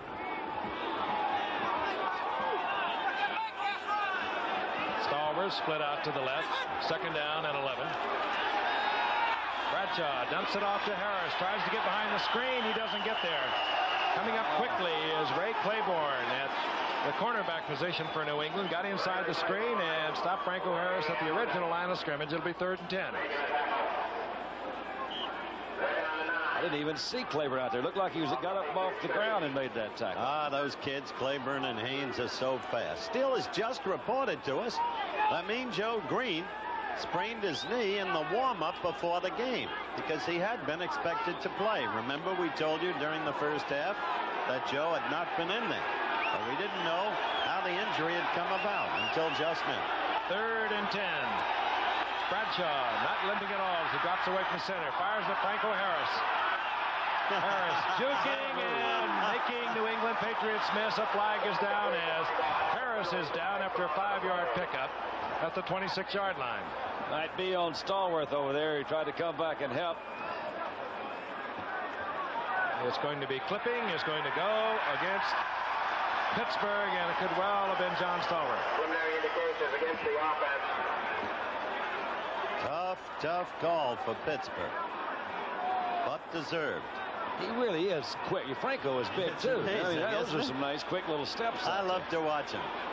Gostick and Nelson getting the word. The decision, and the reason they're discussing it, well, we'll hear the Personal call. foul, clipping, number 82, declined. 4th down. It was Stallworth, but the decision was whether or not to back up the Steelers and get them in further field goal range and have it 3rd and 10, or to go to 4th and 5 with the ball at the 26-yard line. And well, let's wait it out. Matt Barr, the rookie from Penn State. Well, let's see what the kid can do. Missed the conversion. He's punted poorly. 43-yard attempt.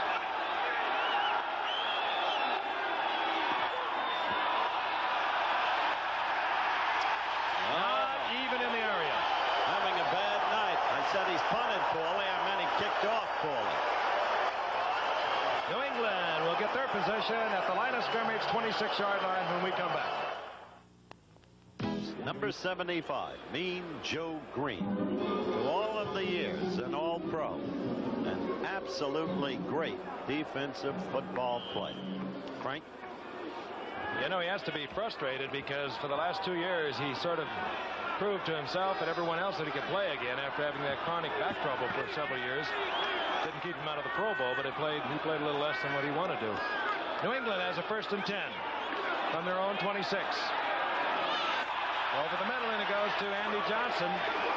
Short of the 1st down, out to the 34-yard line. We want to remind you, college football is returning on ABC.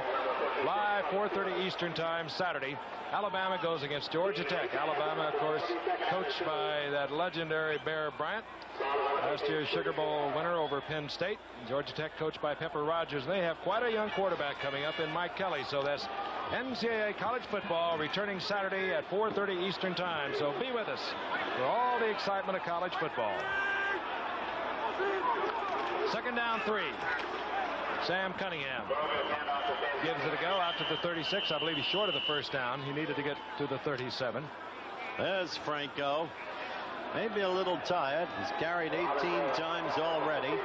But even though the total for him is less than usual, 46 yards, he has had some terribly effective runs. And as Don and I were just discussing, his quickness is simply astonishing. Frank, do you have some stats on his Monday night performances? It seems like I read some stuff. He has been really something special on Monday nights. Sorry about that, Frank. I've got them someplace myself. That's all right. They're around here somewhere. Well, they're around here. Why did you have to ask that question? Well, Isn't that wait a minute. Here we Short go. yardage. The 2 tight ends are in. Hasselback, Francis. 3rd and less than a There you yard. got it. Andy Johnson finds the gap, slithers through, gets the 1st down, and more out to the 40-yard line.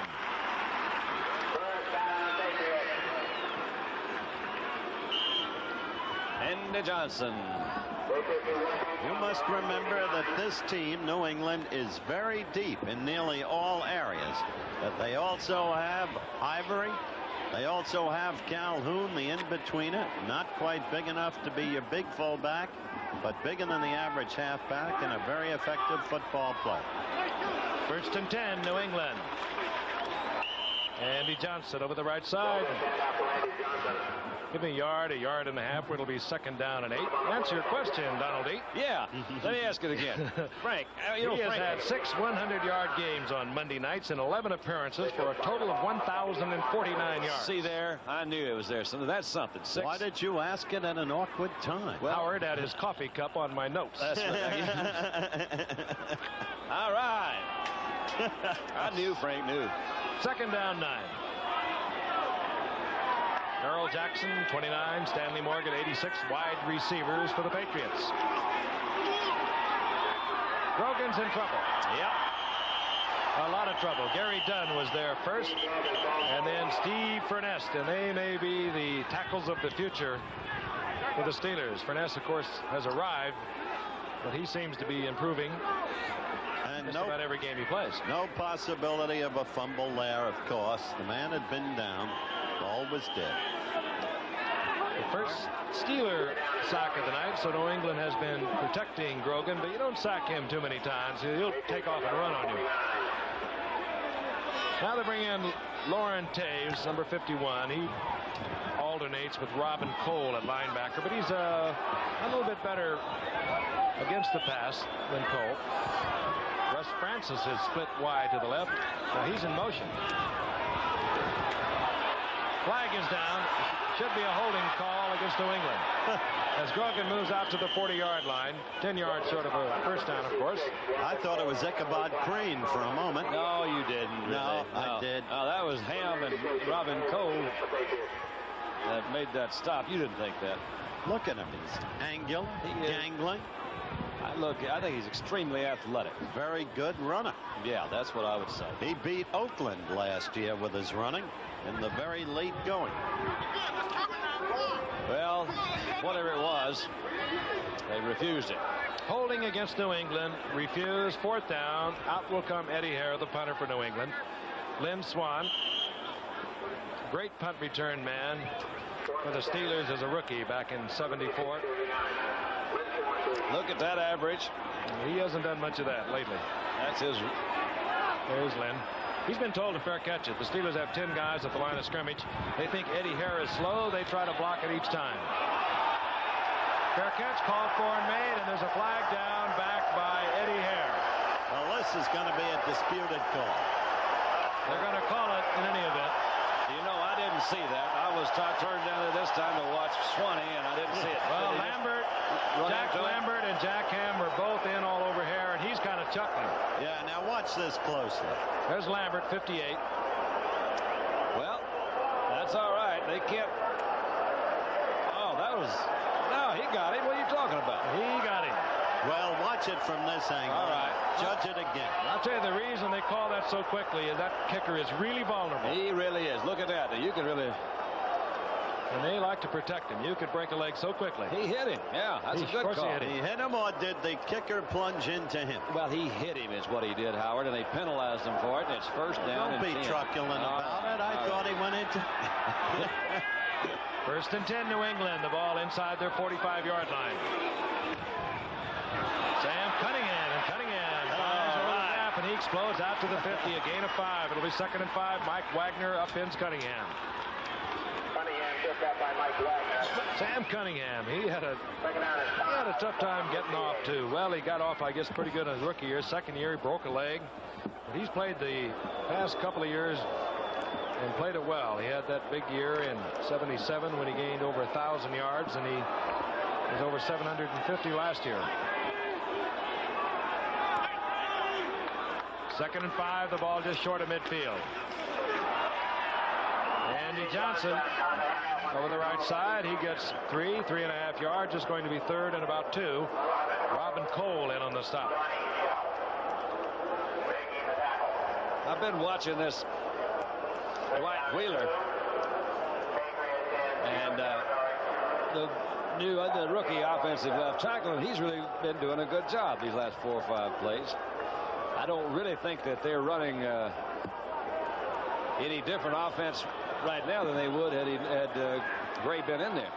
They're real high on him last year. He missed most of the season with a broken arm. That's number 62, Dwight Wheeler for the Patriots on the left side. Francis. 3rd and 2, and does he get it? Yeah, he got it. And he has enough for a first down. He hit Big Russ. New England has always been known as a running team, Don.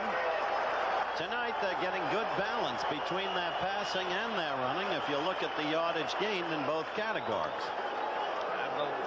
Very balanced attack. Ball inside the 45-yard line. There's the hard rock. Rocky Blyant. So wants to be in there. He'll get a shot.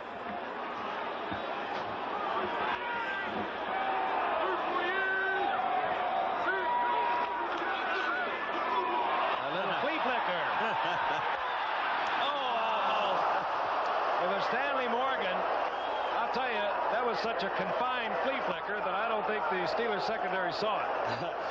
Mel Blount didn't for sure. He was right back in there. That's called a mini flea flicker. A mini flea flicker. Anyone. I love the play. There it is again. You don't fool Mel Blount very often. You know what? That ball was that was catchable, I would say. Certainly it would have been a sensational catch, Stanley. I'll give you that. I talked about the balance in the New England attack. Passing, they've gained 88 yards. Rushing, 100 yards. Pretty good evidence. 2nd down, 10. I haven't seen him throw to Jackson.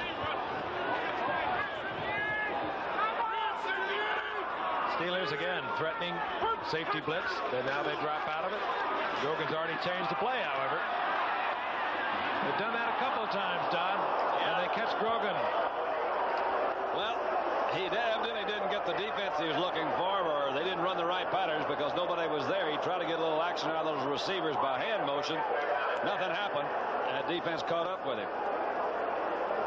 Steelers up there with threatening safety blitz. Grogan changing the play. Steelers dropping out of it. 6 minutes remaining in the 3rd quarter. Patriots over the Steelers 13-6. Could have an overtime. Well, yeah, that's always a possibility. Steelers have their home opening next Sunday. They'll play the Houston Oilers. New England will be at home to the New York Jets. 3rd and 10. All 11 are at the line of scrimmage. Grogan tried to get it off, and he did. Oh, my gosh. Flag is down. And Mel Blount catches Morgan at the 5-yard line. What a fun play. Oh, boy, I can still see it again. Oh, I like that. Huh. Let's see what the penalty is. Well, let's see.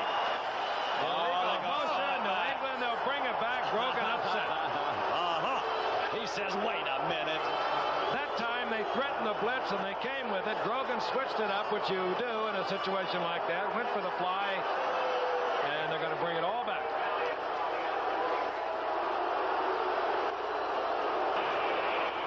Illegal motion, left guard. Illegal motion, left guard. We see it again. It's a good call. Watch. That will be All-Pro John Hanna. Yes. Well, I like the man. That's getting that ball off of it. I like Grogan. Just went up, man. Your stock went up. That Mel Blount is something too. Frank and I were talking earlier. I didn't realize how big that guy is. Oh yeah, he's huge. And really, he hits like a linebacker. Hey, a lot of people. MVP in the Pro Bowl game a few years back. A lot of people feel he's the best man-to-man cornerback in the league. Uh-oh. What's happening else? What's happening, though? Greenwood's knee, but I'm told he'll be back in the game. 39-yard gain nullified by that penalty. 3rd down, 15. Grogan fires for Francis, high and just off the fingertips of Francis and then off the fingertips of Mel Blount. Grogan angry over the call. But New England in perfect hand has a history of that. Last year they had gone ahead of Dallas and then they were ready to pour it on as Grogan ran it in. But a key penalty on that play. Look at this, Howard. Just a minute. He's really upset. I don't know what it was. Somebody probably broke a pattern on him. He wasn't upset at Francis. If you don't get that interpretation from it, somebody ran a pattern wrong on him. Yeah, but even if he was, I don't think he'd be that upset with Francis. You had sit and negotiate with him. He was still thinking about that penalty.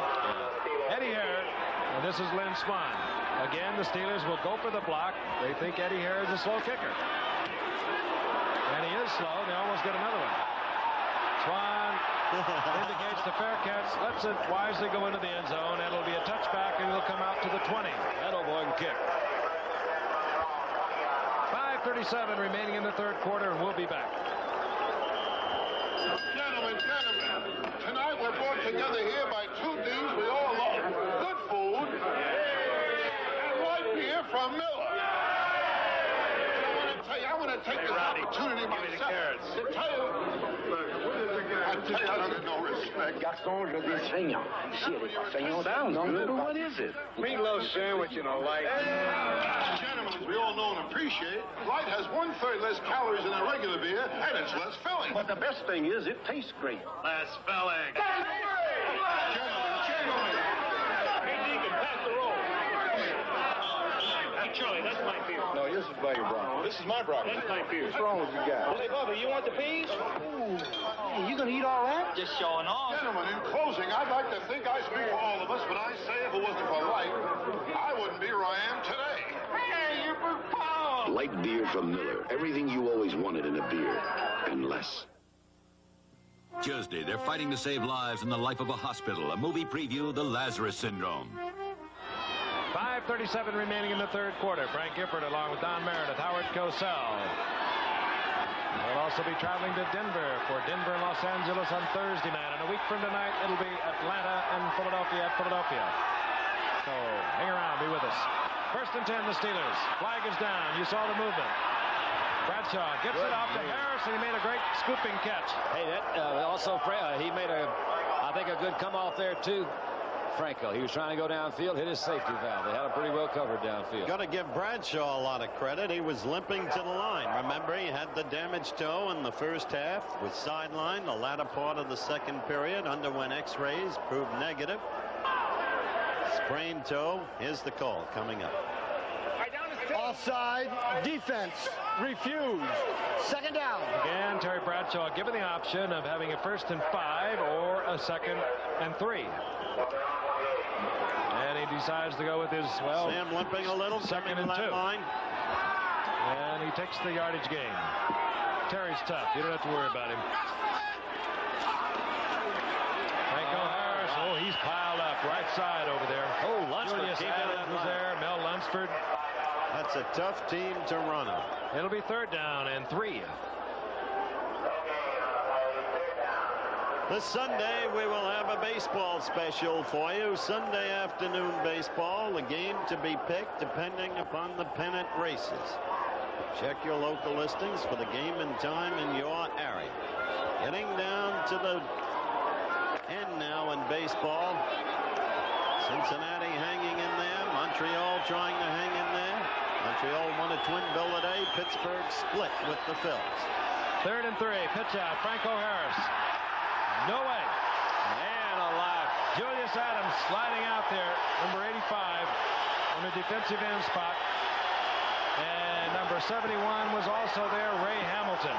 2 big plays by that Pittsburgh defense. Hey, that could be a big play. You know, Buddy Hunt was out there, too. They had a whole bunch of them out there. I mean, the New England defense. Forgive me, I was looking at the National League West. The Reds have beaten Atlanta, Frank. The Dodgers have shut out Houston, a 2-hitter for Jerry Royce. So the Reds are back in 1st place over Houston.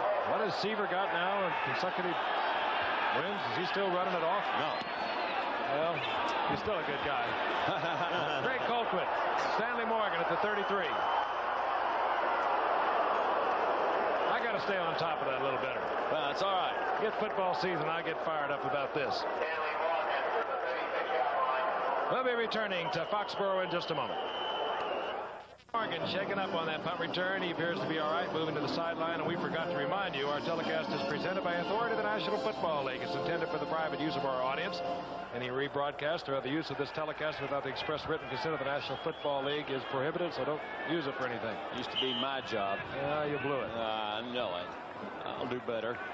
I hope. I will. Give me another chance. New England turn the Steelers back on a big 3rd down situation. Carlos Pennywell is in there for Stanley Morgan, number 88. Grogan is back on 1st and 10. Uh-oh. And he throws it behind Pennywell. Well, he had him, too. He didn't miss him far, 5 or 6 yards. Well, he can't get angry about that one. Oh, I could. 2nd down, 10. Again, the Patriots over the Steelers, 13-6.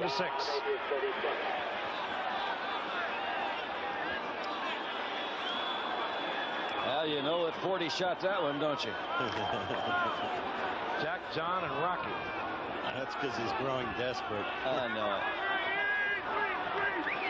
Ball ball just over the 35-yard line of the New England Patriots. Quick handoff, and it goes to Andy. The setback, Andy Johnson. Or rather, Horace Ivory, who has replaced Johnson. That's my fault, Frank. I get the, what do you call it when you see numbers? Well, anyway, I thought it was 32. Gain of 3, 3rd down 7.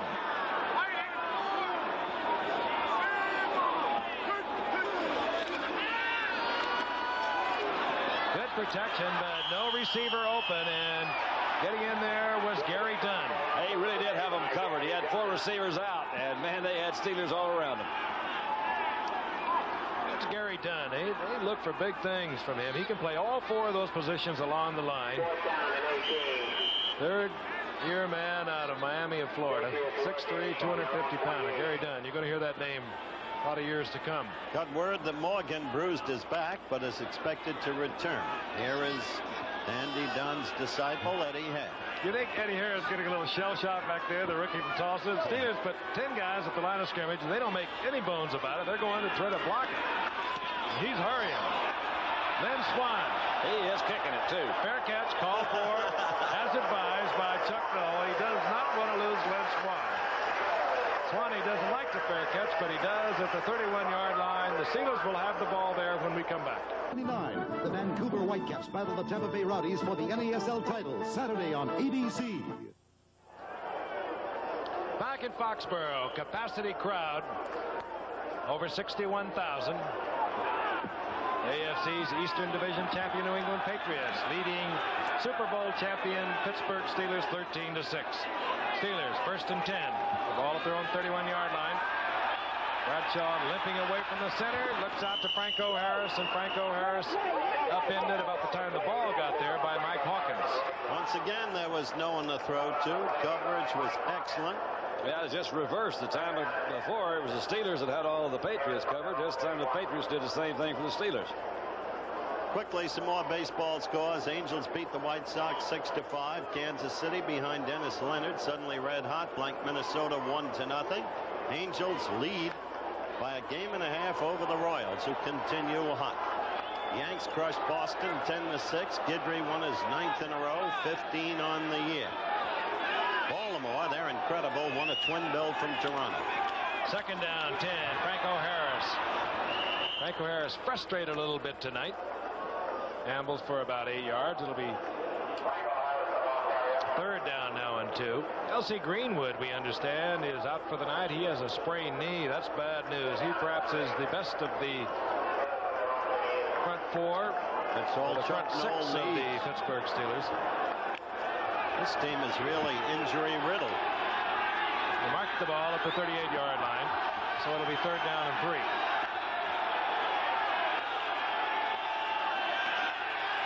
Bradshaw, and Randy Grossman does not hold on. It would have been a 1st down. That's unusual. That was true. He is really a clutch receiver. Ball was bulleted, but Grossman could have had it. He's got it right out. It's a little quick turn in and slide to the middle. The ball's thrown. That's really right there. It's a little hand. That's what he's noted for, is the great hands. Sure hand. Sure hands out in there. Greg Colquitt will do the punting for the Steelers, and Mike Haynes now is deep for New England, number 40. He came up 4 years ago. He was really something in punt returns. He doesn't like fair catching either, and he doesn't. Oh, those guys. Haynes to the 27-yard line following a 39 Colquitt punt. Flag went down over there late. Flag far side of the field. So many times you'll get a clipping call when a punt return man decides he can't get behind the screen that is set up, the picket line as they call it, and the blocker is set to block, and the man coming downfield turns on him. Then you get the clip. So New England, instead of their 26-yard line, will begin just beyond their 13. Clipping number 80 on the run back. 1st down. Don Hasselbeck, the big tight end, the guilty New England Patriot. 2:02 remaining in the 3rd quarter. Hope hope you've enjoyed your Labor Day, and if you plan to go somewhere later this evening, we also would like to advise you, please be careful. A lot of folks still out there putting around. On first down, this is Horace Ivory. Ivory. Talk about a super effort by an individual, making it on his own. Instead of a -2, he got a +9. He got somewhat confused back in there, just dodging them all. Let's see who. I know he's trying to get around some couple of Steelers. He said, now wait a minute here. That's Russ Francis he's going to come back at. Look out, Russ. That was Jack Ham who missed that tackle. That's right. And he avoided Francis, who got in his way, and then went right between two Steelers. Yeah, I like that. That was Ron Johnson that got him, or he could have still been running. Leading rusher in preseason, Horace Ivory. Cunningham finds a big hole. Oh, that was. Pounds for the first down out over the 35 to the 36. You don't see a lot of people do that for Pittsburgh. No, you don't. They're right straight up the middle. Let's see why we can. That's Furness over the middle. Good block by Len Cottis. Man, they got him open there. Dunn didn't fall back in time. Don't know where Lambert is. That's Donnie Shell coming up from the safety. They just opened him up a good one there. Cunningham following Len Cottis. Found the cavity and way went. I'm sorry. On first and 10. Andy Johnson gets 3. You do apologize. That's as good a place as any to look it over. Horace Ivory really was the best running back the Patriots had during preseason. Had a good year last year. He averaged a little over 6 yards in that preseason, Frank. Had 690+ yards a year ago after missing most of 77 with a thigh injury. Seconds ticking off here in the third quarter. I don't think we're going to get a playoff. No, probably not. And we will not. There it is. You're watching another exclusive of ABC Sports. That's the end of the third quarter. The score, New England 13, the Pittsburgh Steelers 6. Will return for the fourth quarter in just a moment. Beginning Wednesday on ABC's World News Tonight, a special assignment. Northern Ireland, the bitter divisions. Who and what are the IRA? What is their political and financial support in America? Is there a resurgence of the Protestant counterforce? This plus all the important news of the day, Wednesday on ABC's World News Tonight. Darrell Stingley will be leaving Schaefer Stadium momentarily. He came back home tonight. Again, for the first time since that tragic occurrence back in August 12th, a year ago. And if you could spell courage, I think you'd have to spell it Stingley. So he moved that right arm right there, waving hello to Mom. New England has the football. Second down and 7. This is Horace Ivory. Good. And he's putting on some fancy moves. Short of the first down out to the 44-yard line, but a nifty pickup of 6. It'll be 3rd and 1. Gary Dunn finally was able to swat him down. And Ivory is slow getting up. And he's holding that right knee. Uh-oh. Oh, boy. He really made a nice cut in there. He had it to the outside. They had it blocked off. Made a quick stop, cut back in there. He grabbed that knee almost immediately, Frank. The right knee, and I don't think there's any question of it. Horace Ivory knows something is amiss. He said something went wrong right there. Good move here. Robin Cole turns him back to the inside, number 56 for the Steelers. Big John Hanna was out there. And Tom Beasley made the stop, and Horace Ivory is down at the 43-yard line. We'll be returning in just a moment. College football kicks off the new season. Bear Bryant's Alabama Crimson Tide battle Georgia Tech Saturday on ABC. Horace Ivory being assisted from the field. You saw a few moments ago he went down in the arms of Gary Dunn, and Tom Beasley rolled over, grabbed his knee. Walking very carefully. I'm sure the trainers checked it out rather thoroughly before they had let him walk off the field. We'll not speculate. We'll try and get a further report. Hate to see these injuries. I just bumped into Dan Rooney of the Steelers front office. He said, I don't know what it's coming to. I've never seen a team so racked up as ours. I don't know how bad Joe Green is. I don't know how bad Greenwood is. Penny's out for the year. How much more can they do to us? I said, well, you can keep having Matt Barr kick. J.T. Thomas, Larry Brown, you could go on and on with the Steelers. They've got some problems. Sam Cunningham gets the first down. He said, Don, did you see him kick for Penn State? I said, yeah, he was great there. What happened to the power in his leg? Oh, well, I bet he gets a lot stronger as the days go on. You know what I mean? This is also, wait a minute. Cunningham is slow getting up. Now he's on his feet. He said they moved the ball back a little bit. Sam said, wait a minute here. I was all the way up here. They're going to measure it. Looked to me like he had it. I thought he did too. Yeah, he got it. They just want to make it a little closer. Sam said, he put it up there. Working on Ivory's right ankle. Oh, I like that abundance of talent I've talked about on that New England team. You don't want to lose a player of Ivory's quality. Well, I really thought he grabbed his knee, man. That's what I thought he got as soon as he rolled over there. 1st and 10, New England. We're in the 4th quarter. Grogan, play action. Going to the big man, Francis. He has another first down inside the 45-yard line. Jack Lambert drifted back there to make the stop. Well, it's about time Grogan started hitting. He had hit for 88 yards in the first half. But in the second half, up until that throw, he had hit for only 11 yards, been sacked twice for minus 23. Look at Francis. He's working on Robin Cole, who's trying to hold him in. Lambert took a quick check up the middle to make sure that it's not a run. You see a slight fake right there in the middle. Lambert hesitates for a moment, comes back. Couldn't catch up with Francis. Ball just inside the 45-yard line. Hand off goes to Cunningham, and Cunningham cannot get away from number 76. That's John Banaszak. Patriots 13, the Steelers 6. Both of them opening the season tonight in defense of their divisional crowns, and of course the Steelers coming off a 3rd Super Bowl victory over the Dallas Cowboys last January. Don't forget, we got a Thursday night special from Mile High Stadium in Denver, Colorado this Thursday night. 2 of the top teams in the National Football League. The Bronx at home to the Rams.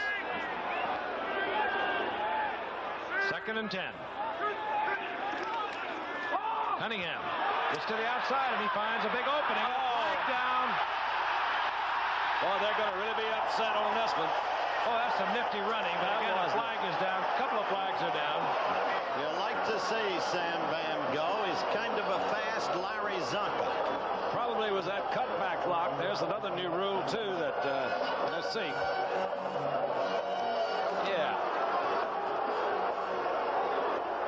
That cutback zone has been expanded from 3 to 5 yards now. One of the new rules. All of them basically designed to prevent the injuries.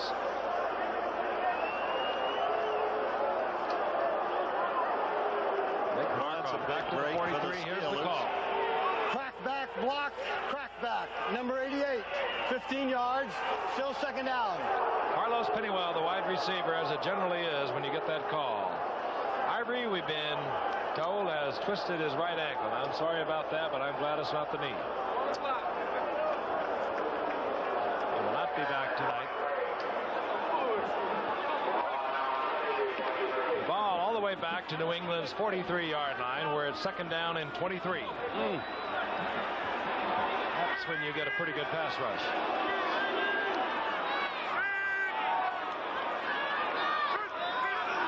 Steelers threaten the blitz and then drop out of it. Grogan reads it well, and he goes out to Andy Johnson. Telling you, that Andy Johnson's been playing a good ball game tonight. That's a good play, too, to get half of that thing back. Half of it back to the 46-yard line. Yep. Now you got a big one. Third in the bunch. Don mentioned Andy Johnson, and he's one of those solid players. Not spectacular, but he's there when you need him. He can receive, he can run, he can block. He's a good football player all around. He can throw, too. He's an athlete. If he has to, he's great on the option pass, having played quarterback in college. What, Frank? I was a running back who came back from surgery. He missed all of 77 and came back last year and gained about 700 yards. Right. Grogan did get half of it in collaboration with Andy Johnson. His third down now and 12.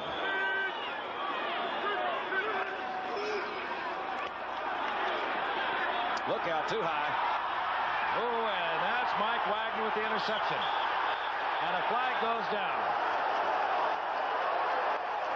They're saying he did not get it, that he trapped it.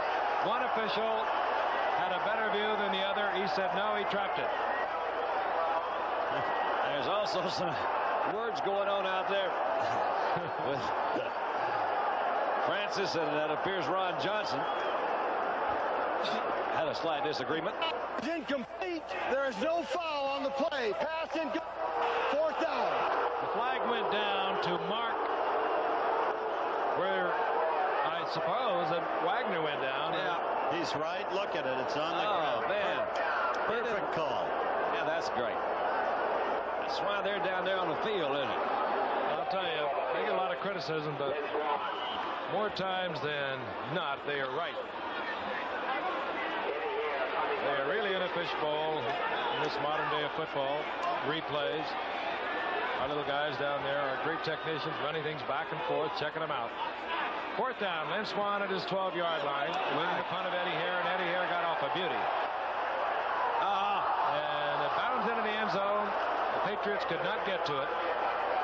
They were hustling down there, but they could not stop it. So the Steelers will have the ball at their own 20-yard line when we come back.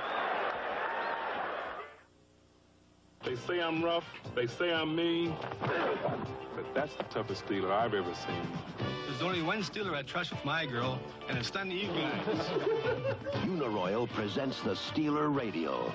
It's built tough with 2 steel belts, and it's tough to beat when you look at its price. Now I've got 4 tough Steelers that escort me everywhere.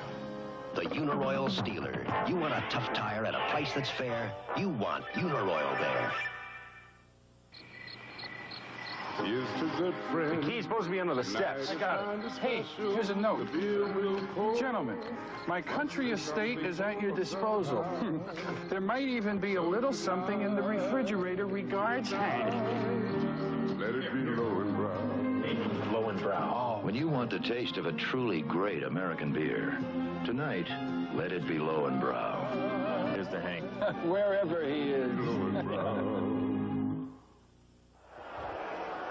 We have 11:48 remaining in the game, at least potentially. 13-6. The possibilities of an overtime, of course, exist. That's when Chet 40 really comes alive in those overtime games. Sherman, Texas. Hot doggies. The home of Miller Barber, Sherman, Texas. And Austin College, it says, too. Mr. Rich. We're going to wide Tittle also. On 1st and 10. Play action by Bradshaw. All right. Got it out. Stallworth, and Stallworth has the ball. He's out to the 40-yard line. This thing has really hadn't moved that rapidly the last half. It's been kind of, but they're only 7 points behind, right? Game has become sluggish. It has lagged. I thought YA was from Marshall, Frank. That was that Stallworth that made that catch? 82 is Stallworth. He slipped right in there. We have a new NFL opening season attendance record. 840,436 turned out to watch pro football on this opening weekend. That includes tonight's crowd of 61,000 plus. 1st and 10. The Steelers trailing by 7 at their own 40-yard line. Screen. Oh, and a nice one. Do they have it set up? Benny Cunningham, the tight end screen. And the Steelers have a first down again down at the 44-yard line. Get a little something moving here. Steelers remind me a little bit offensively of a truck. They don't have a lot of fancy grace or finesse. They just, I all of a sudden they hang in there, and then all of a sudden they pounce on you. Well, when they're all healthy, they do a little more than that. Well, that's when the truck starts downhill. That's when it really picks up speed. Once they get you, though, then they really go for the jugular. Franco Harris with only 21 yards, 56 yards tonight on 21 attempts. Bradshaw going for Swan. There will be no interference on that. Ray Claiborne slowed up. Swan looking for the ball. Ran into him. There will be no interference call.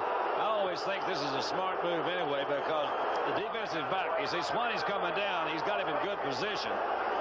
But if I was the defensive back and the offensive guy fell, I would immediately turn around and accuse him of offensive pass interference too. And Swanee is awfully close to it. He says, I can't catch it, so I'm going to grab you by the leg. Well, Claiborne did turn around, pointed the finger, but they were right on top of it. No call. Swanee doesn't listen. He was involved in that imbroglio in the Super Bowl with Benny Barnes. Dallas. Second down, 10. Crowd coming to life. Bradshaw. Oh, and he has a bunch of red shirts on him. Oh, boy. There were a lot of them there. Steve Nelson was there, as he has been all night. He has played a super game. Number 57. Tony McGee, number 78, was there. Once again, there was no one to throw to. Looks like Nelson is down a little bit. Making a sack on Jerry Bradshaw. Nelson, let's see where they all came from. Really, they had pretty good protection there for a while. He's got time to throw. Steps up. And bango. Mike Hawkins actually there first. They had a little trouble. He says, wait a minute, son, you just... What in the world was that? Swanee says, you can't do that to me. How many chucks? Got a new disco move. Well, that's not... You can't do that, can you? No. Somebody did something wrong out there. Third and 19.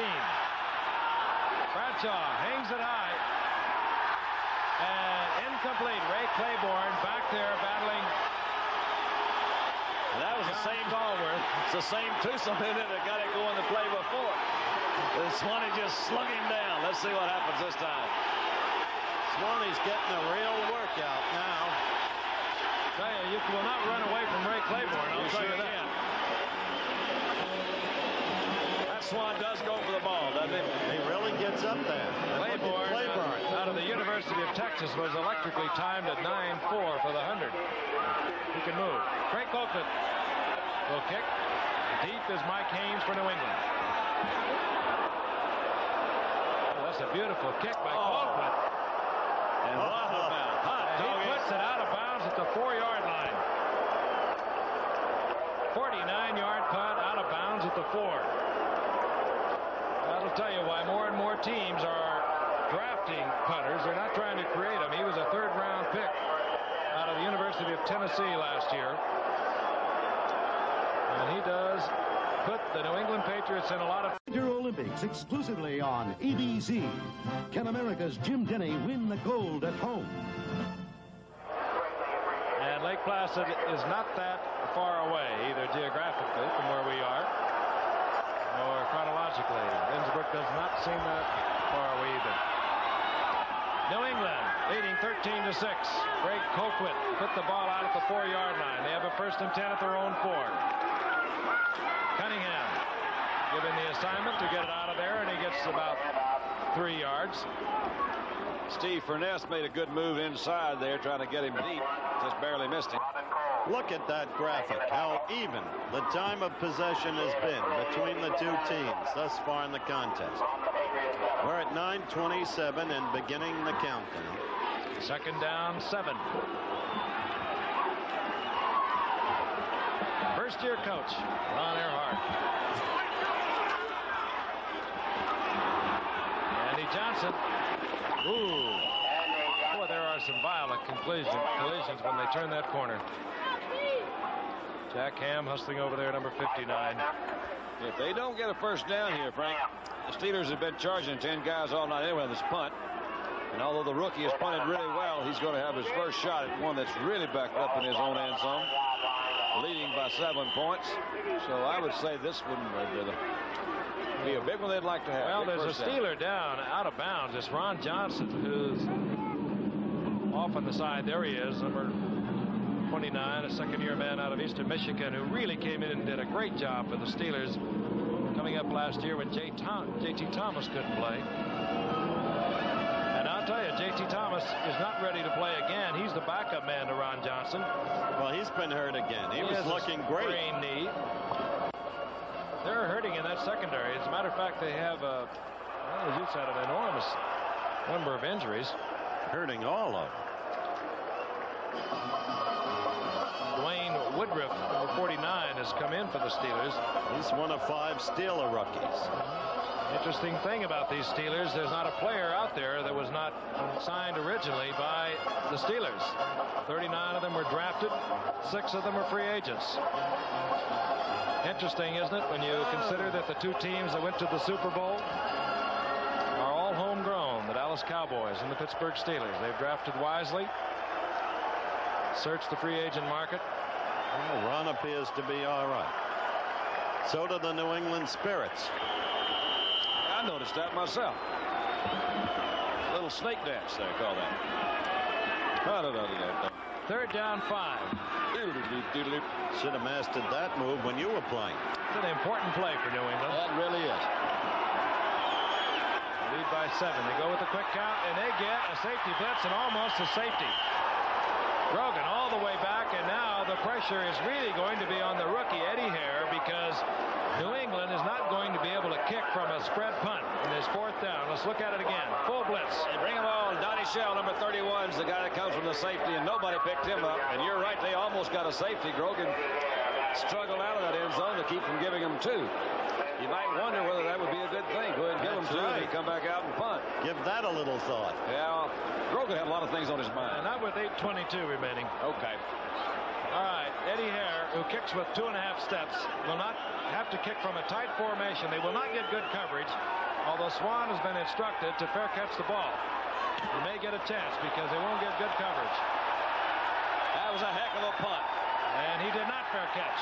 Whoa! Oh, there's a great downfield tackle. I think that's that rookie Carr. It is Alan Clark from Northern Arizona, and that was a tremendous open field tackle on Lynn Swan, and not a bad punt by Eddie Hare. You bet. That was a good punt. They decided not to rush it. You'll see him back up trying to set up a return, and obviously they changed their mind. Going to let Swanee try to run this one back. 48 yards. Swan thought he had a chance. Look at that Carr. And look at Clark. We were told by their PR people, says every kicking team, you look for Carr, he'll be down there. He's a rookie that made the team as much right about that. That reason as anything else. Steelers still good field position. They trail by a touchdown and a conversion. They have the ball at the 47-yard line, their own 47. Bradshaw, screen to the flanker, Stallworth. Look out, he can move. Whoa, Stallworth with a nifty move at midfield. Gets inside the 20-yard line where the touchdown is saved by Ray Claiborne. I'll tell you, he almost slipped past Claiborne. When up in the air, you'll see it again. All right. And a good block right there. Man, I can't see who that is either. Look at him bounce off of those guys and that go was again. Sam Davis. Right there. Right. Sam Davis with the key block that sprung Stallworth, and then he did a bunch on his own. Inside 8 minutes. Look at the offense. You couldn't see a game more even statistically. And the one that matters most the Pats are ahead 13-6. Swan right, Stallworth left. Randy Grossman is the tight end. Have been flanked out. All right. Look at the ball. Lost the ball, and Mike Haynes comes up with it. Big play. Big turnover. My golly. Sidney Thornton bobbled the ball. Lost it. And Mike Haynes, a genuine all-pro, makes the big play once again. Drake goes up on the lead block. Claiborne's pushed out pretty well there, too. The ball bounces loose. And look at Haynes. Yeah, Haynes, I'm sorry. Yeah. I think it was Bedoin that came up and knocked it loose. But Thornton was carrying it out there rather recklessly, and the handle came loose. Well, they've dodged a couple of silver bullets. That punt got them out of a hole, and now a turnover.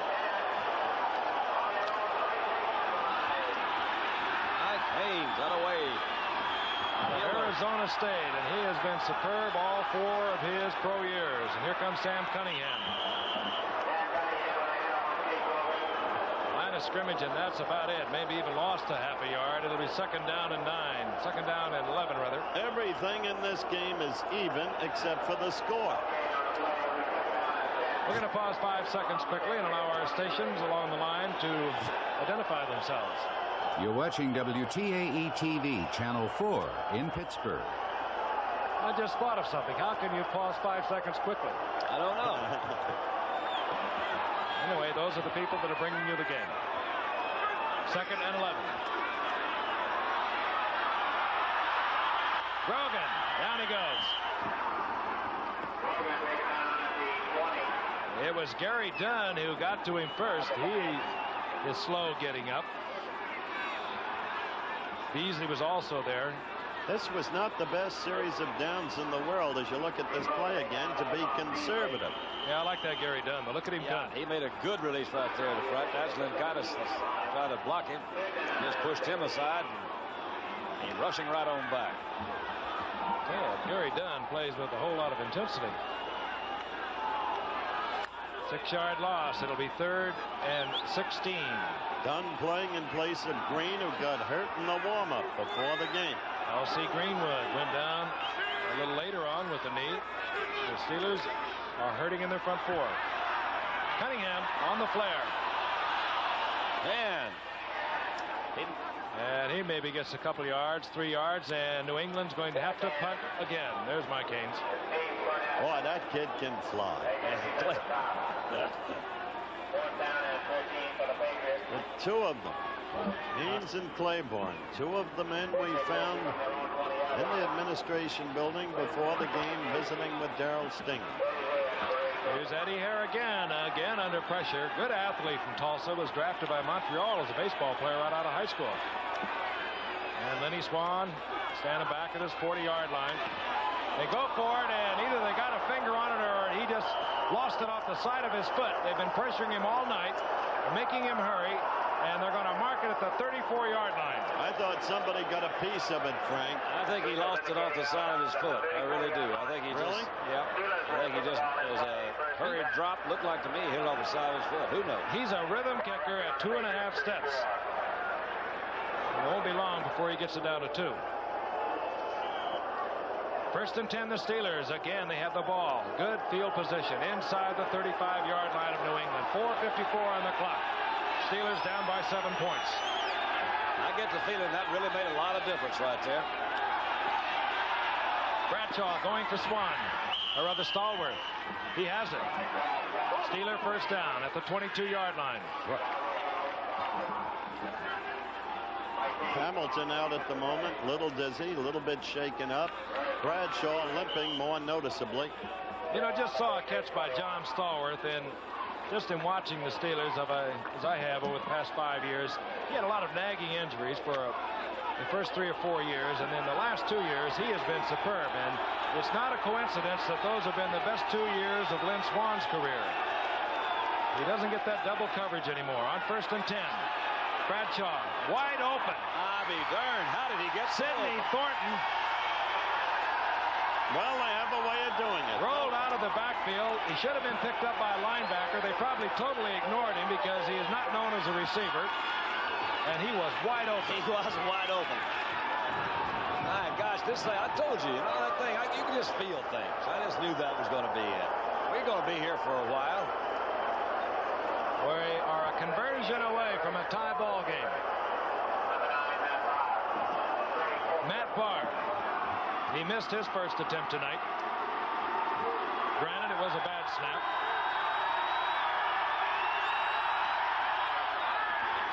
Not so this time.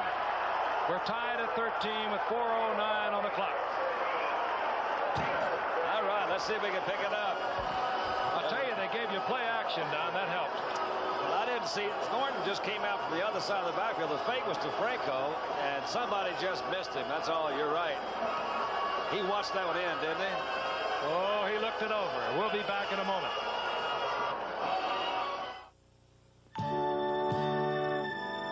Wherever you grew up, going home these days can be quite a surprise. Because everywhere you go, America is remodeling. So good to see the folks again. So many things to share. So good to see the home I knew and loved. And at Georgia Pacific, we're helping more Americans remodel with our products than ever before for living space. Always knew it had or enjoying space. great possibilities. And you can find the building materials you need at thousands of our registered dealers everywhere. Like pre-cut wood products, the plans, the ideas, the help you need to do projects yourself. Because at Georgia Pacific, we see America's older homes as one more resource we can't afford to waste. Daddy, you haven't changed a thing. Georgia Pacific. Great. Oil, gas, coal, gypsum, timber, and the skill to manage them. Tied at 13, 4:09 remaining in the game. Matt Barr to kick off. Alan Clark is deep. Barr kicks it high, but again short. Alan Clark at the 11-yard line. And this time the youngster does not find the opening. He gets to the 26. That's it. And Dwayne Woodruff, a rookie from Louisville, is down there to make the tackle for the Steelers. Now is when things get antsy. You want to hang on to the football. You want to avoid the penalties. And score some points all at the same time.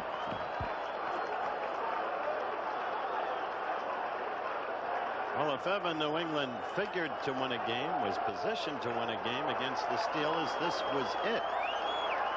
The Steelers racked by injuries. Andy Johnson. Sam Adams, 61 in lead. And Johnson uses Adams, cuts back to the inside, and gets a gain of about 8 yards out to the 33-yard line, where it'll be second down and 2. It was a heady run, using Adams as Frank described.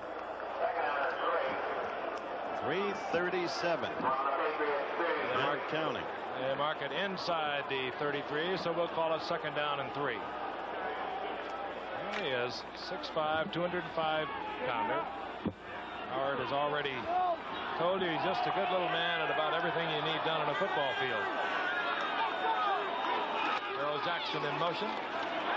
Johnson gets the call. He finds a big opening, and he gets up close to midfield at the 48. New England first down. It was Jack Lambert that made the stop.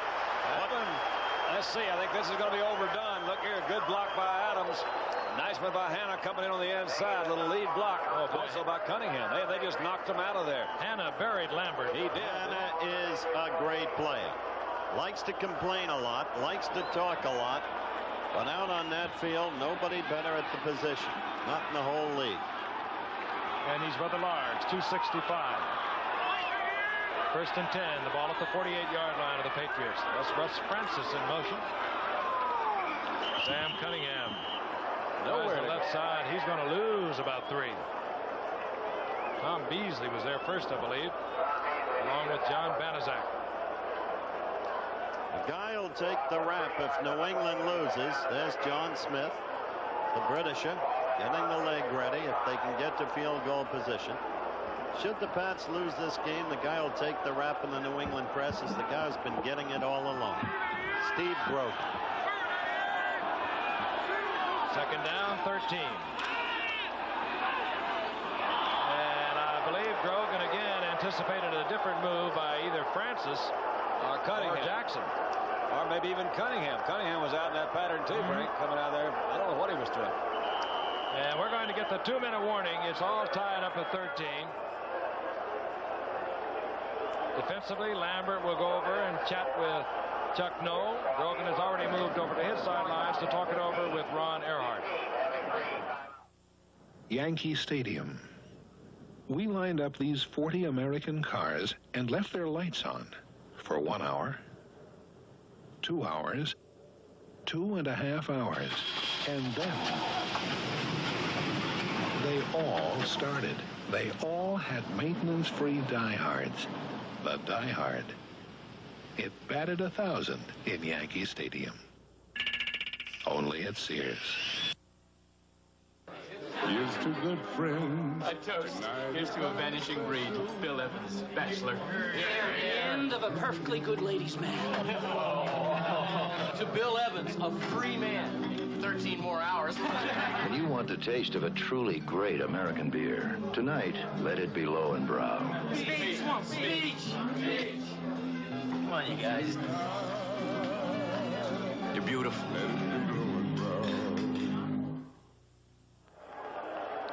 We have 1:58 remaining to play in the fourth quarter of play here at Foxborough. It's all tied up. The New England Patriots 13. Terry Bradshaw hit Sidney Thornton for a 21-yard touchdown a short while ago. That tied it up. Right now, the Patriots are looking over a 3rd down and 13 with the football at their own 40-yard line. Rogan not having a spectacular night, but how many quarterbacks do against the Steelers?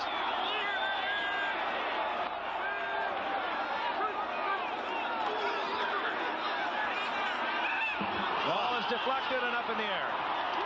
Man, he got popped. Grogan, who has been on the ground many times tonight, is down there once again. Going into that, he had 4 sacks, minus 36 yards. His net passing yardage on the night, 87. 161 yards for New England rushing. So they didn't get the field goal opportunity. Eddie Hare has punted 7 times. Done a good job and tremendous pressure. Again, the Steelers, both their punt returners, T-Bell and Jim Smith, have been injured. They can't play, so Lynn Swan's back there. You just saw him standing at the 20, and they are rushing 10 men on every punt. He kicked another fluffer. But he gets a fairly good bounce, and it's going to be at the 31-yard line. So the Steelers will take over with 1:42 remaining at their own 31-yard line. And that time, Eddie Hare had a good average going. He kicked 114 a while ago. This one went 24. 3 timeouts. Both teams have 3 timeouts.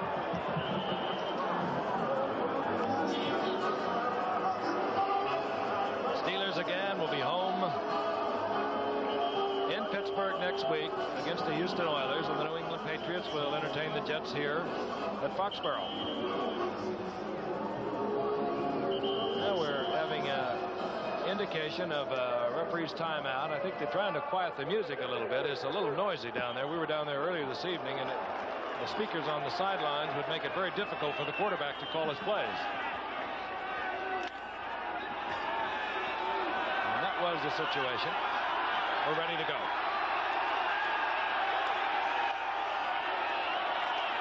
Bradshaw trying to get a screen off to his tight end Benny Cunningham, and New England wouldn't let him off the line of scrimmage. And the fans are really screaming about that. They say that's a throwaway. Benny Cunningham was trying to get out into the pattern, but somebody had a double arm lock on him.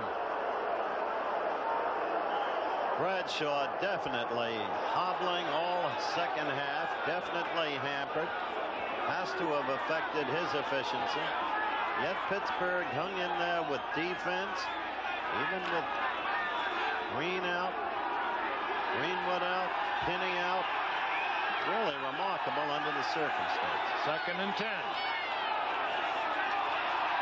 All right, Franco Harris nailed for a loss of a couple. That was low. Richard Bishop, who's been playing in there a lot for Ray Hamilton tonight. So it's going to be 3rd down and 13. And New England is going to stop the clock. They want to win this thing in regulation if they can. Don't forget, Saturday, NCAA college football is coming your way here on ABC.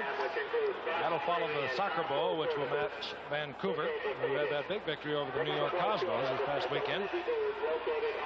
Tampa Bay, of course, is in there. They've been in the Soccer Bowl 3 times. And then immediately following, well, you're going to have Alabama versus Georgia Tech. Alabama, #1 last year. Georgia Tech, coached by Pepper Rogers. He's a fine collegiate coach. And they've got that good young quarterback, Mike Kelly, coming up. That's Saturday, and Thursday night we'll be in the Mile High City, Denver, Colorado, for the Broncos and the Los Angeles Rams. You're high on Mike Kelly, Frank. I'm high on a kid named Ford from Meredith's alma mater, SMU. SMU. Yeah, Mike is, he's going to be a good one, Howard. Or he is already, I guess you would say, right? They got some good horses down there. Mind you, again, the time for our start in Denver will be 8:30 Eastern time. Terry Bradshaw limping back in. We've told you about him leaving in the second quarter for x-rays, coming back out to open the second half, but he's going a bit sore right now. It's really going to hurt in the morning. Third down, 13. New England stopped the clock with 1:24 remaining here in the fourth quarter. Stallworth is open. And Stallworth stepped out of bounds at the 45, but he's got the first down. Stops the clock at 1:14. Good job, I think, by Terry that time. You'll notice that he got some pressure, dropped a little bit deep, did a slight scramble to the left, picked up Stallworth, who did a good job of coming back to meet that ball. Look at him strong arm that. Yep, he does have that arm, doesn't he? That's Mike Haynes. Yep, that's where he stepped up. 1:14, and the Steelers have 3 timeouts. Stallworth now 6 receptions on the night for 95 yards. I've got a feeling that Matt Barr is going to have a chance to redeem that missed extra point here in a little while. Bradshaw in trouble. Well, maybe I'm wrong. And did he get it off? No, they're going to bring it back to the 40. They say his knee had touched. A little bit of roughnecking around there. I'll tell you, that could be as a result of the new rule. That's right. The referee has got to, all the officials are alerted. Anytime the quarterback is in an obvious grasp of a defender, they are to blow a quick whistle. Again, another rule instituted this year. And the idea is safety, but Bradshaw's a big, strong dude, and he gets a lot of them off in the arms of defenders. Now that's when they're going to whistle it. You see right now in the back, you're right. Tony waving his hand, so it was a new rule. Good call, Giff. Second down, 15. Third sack of the night for New England. This will be the 4th. Back to the 29-yard line. That time it was Rod Schote. Yeah, he's having some ugly things to say to Terry. Schote got the sack, but it was the middle of that line. Lunsford and Hamilton that caused Bradshaw to get out of the pocket. Look at that. That's Sugar Bear that had a clean shot at him, and he had to make him move up. And old Rod Schote came in and put him away. And New England stops the clock once again with 35 seconds. They would like to force the Steelers to punt the football, give them field position, and try and win it in regulation. But the Patriots now are down to 1 timeout. Might be a good chance, too, to see them come in and try to put that pressure on the punter. We haven't seen New England do that really that much tonight. But they do have some gifted punt return guys. I imagine they would rely on that, too. 35 seconds. Son of a gun. Third down, break it. Claiborne can break it. The rookie Sanford can break it. Third down, 24, and I think Pittsburgh now is thinking in terms, let's get it into overtime. They will be a little bit careful with how they put the football up in the air. If indeed they even put it in the air. John lost him a contact lens. He ain't putting that baby back in there.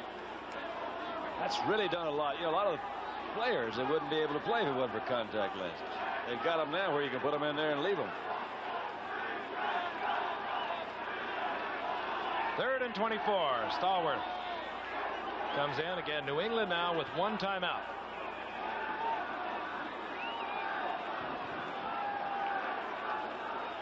Kind of a nice opening for the new coach here, don't you think?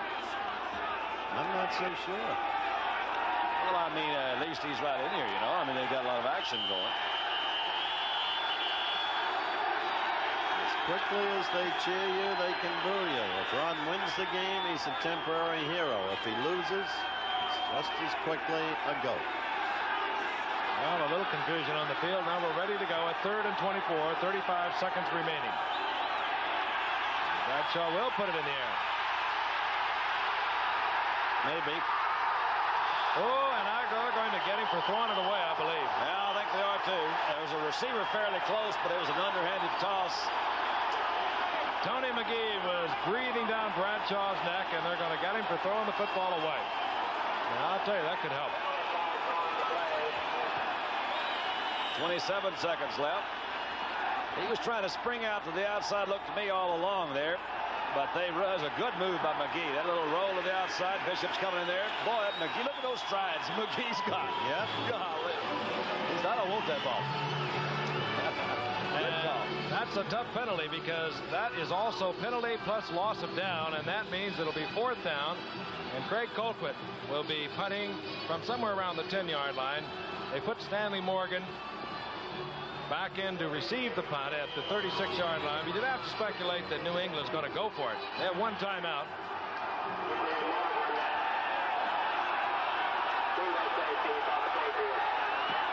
Pittsburgh senses that. They tighten up. Colquitt gets it off. Morgan calls for the fair catch at the 43. 21 seconds on the clock. New England has one timeout. All right, I like it. Here we go. It'll take a bit of doing against this Pittsburgh defense to get into field goal position. You're absolutely correct. If we go to overtime, there'll be a 3-minute break. Toss of the coin. We'll be in sudden death. Any word from our director? He's ready.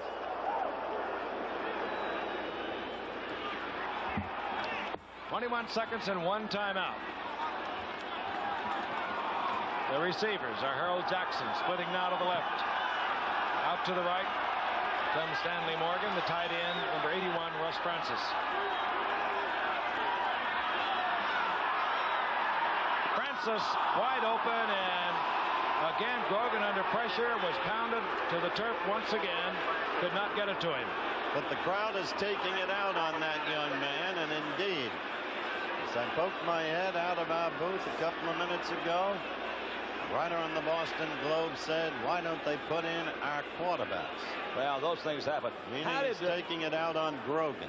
Didn't Francis look extremely open to you that last time? Well, he just kind of stand there by himself, right down the middle. They must be trying to protect those sidelines instead of that middle shot. They got one shot down the middle, 16 seconds to go, 18, 17, whatever. 2nd and 10. 16 seconds.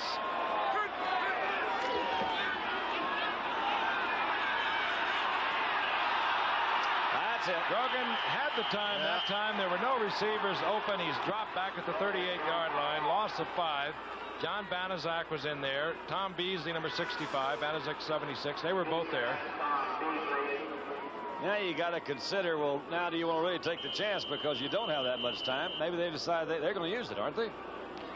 Grogan calls his last timeout. Moves over to the sideline. And like Pittsburgh a few moments ago, if we're going to win it, we're going to win it in overtime. Again, in the overtime period, there are 2 timeouts per team. So our first Monday night telecast has, well, not yet in actuality, but we are 9 seconds away from sudden death. Well, you know, I saw my buddy Kurt Gowdy here in the stands, and he always calls it sudden victory. That's Kurt's tag. He says that's a sudden victory, but it's sudden death, sudden victory. It's going to be sudden, let's hope. Didn't we have New England in our last overtime game, losing to Cleveland at Cleveland a couple of years back? I think that was it. About 4 years ago, I believe. 30-27.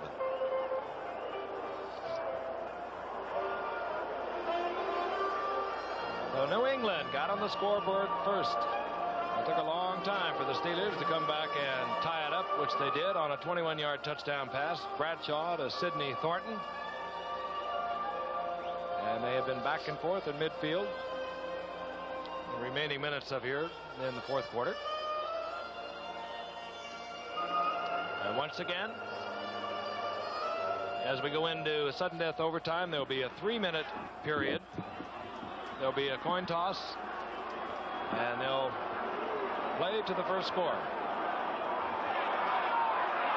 Grogan hangs it high, looking for pass interference, probably.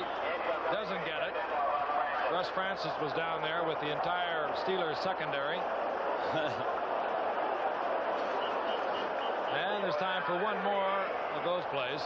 That's what the defenders have to be very careful about, that they do not give up a pass interference call, because the period would not end on a defensive foul.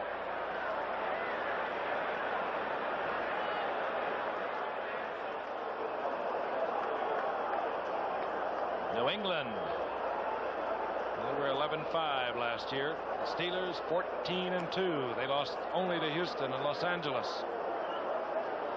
So then New England, going into the playoffs, were shocked with the departure of their coach, Chuck Fairbanks. Houston came up and also came on after defeating Miami, and they trounced the Patriots right here.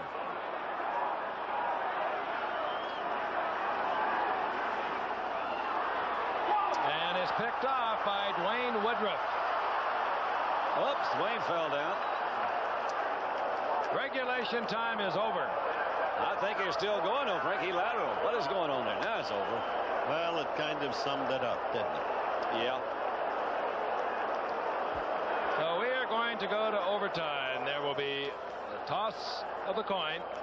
We will have a 3-minute intermission, and we'll play some more football. Oh, boy. Welcome back, Don. Thank you. Nice to be here on Labor Day. And we'll pick up the toss of the coin and alert our stations along the line that they're going to throw it to them in a moment.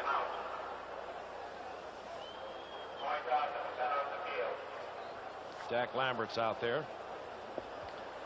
Steve Nelson is out there, and Russ Francis for New England.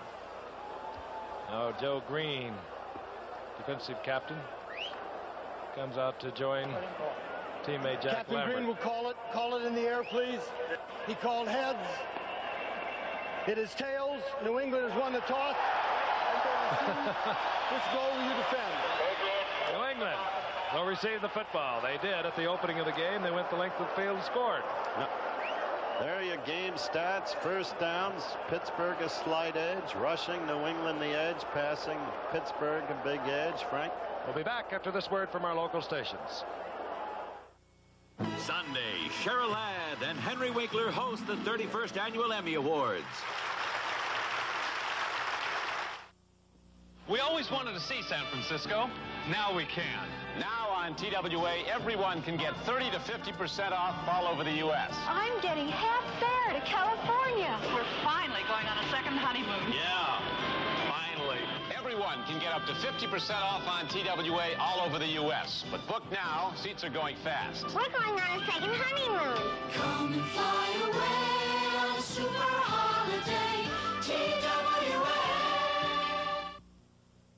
You want to fix up your home without wrecking your budget? Everything you need to do it yourself is right here at Busy Beaver's Lumber and Home Fix-Up Store. We have Armstrong ceilings and Georgia Pacific paneling, Stanley hand tools and Black & Decker power tools. Everything you need, including free expert advice. Busy Beaver Do-It-Yourself Centers. We'll show you how it's done. This week's Busy Beaver home improvement specials include roofing shingles, just $20.69 per square.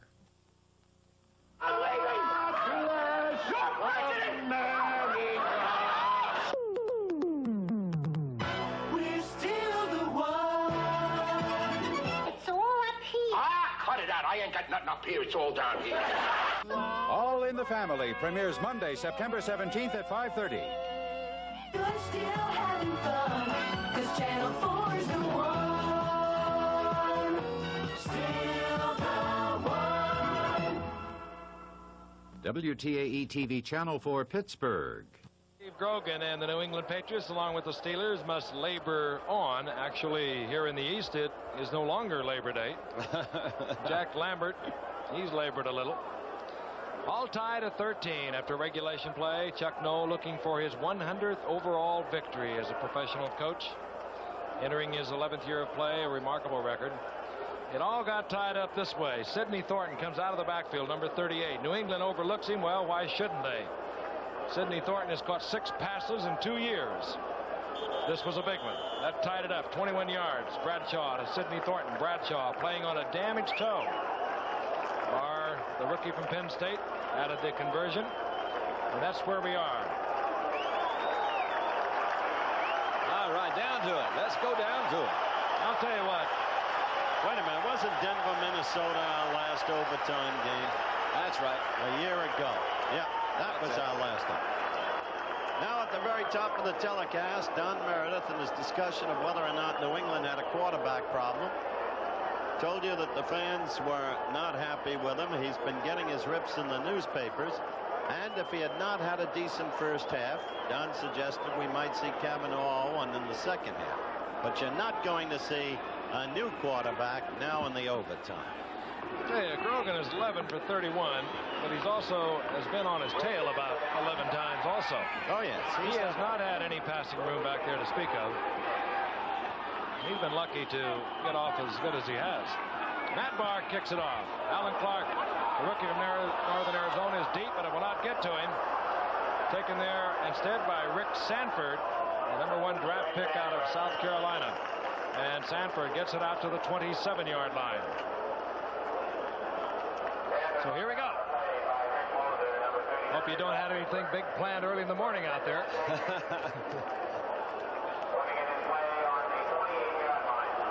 What are your plans, Skiff? Well, it's already early morning here. I kind of like this, though. I do, just too. to kind of leave it up in the air. You play a whole game, and all of a sudden you'd wind up in a tie. They figured some sort of ridiculous percentage, and now at least you get something definitive. Well, we had 2 overtime games yesterday. Cleveland beating the Jets. Atlanta beating New Orleans.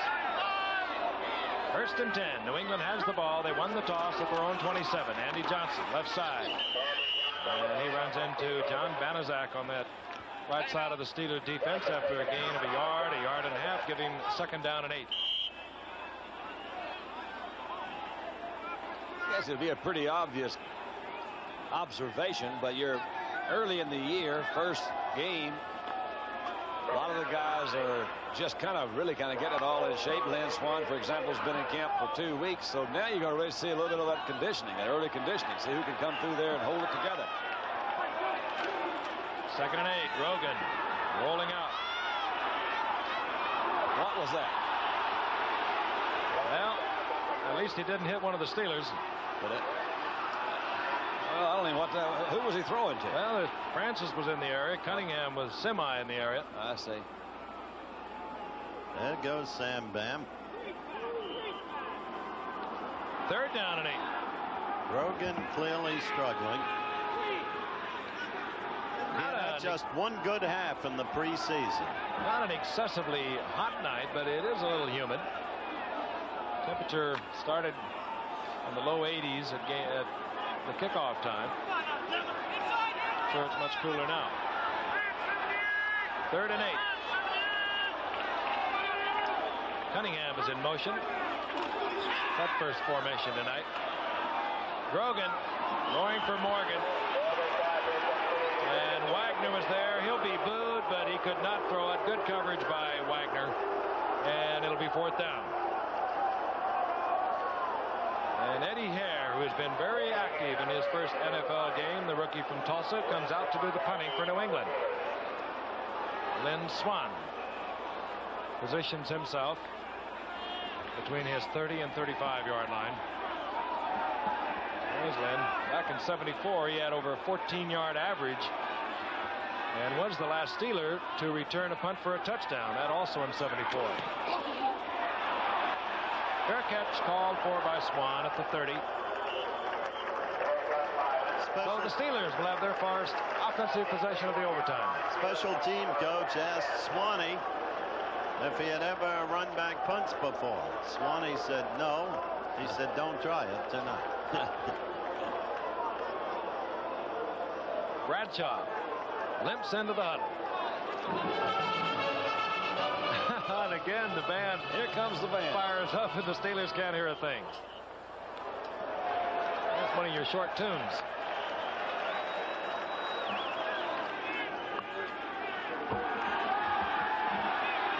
Steelers have the football, 31-yard line. Bradshaw hits Swan out to the right. Setbacks remain. Franco Harris and Sidney Thornton. Harris gets the call and finds a little opening, ducks his head, and gets an extra couple of yards out of it. Gain of 4. It'll be 2nd down and 6.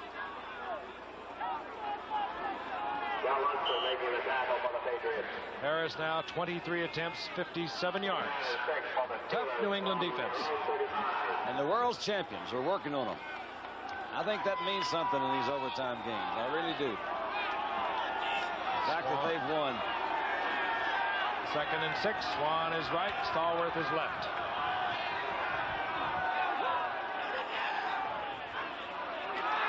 Sidney Thornton.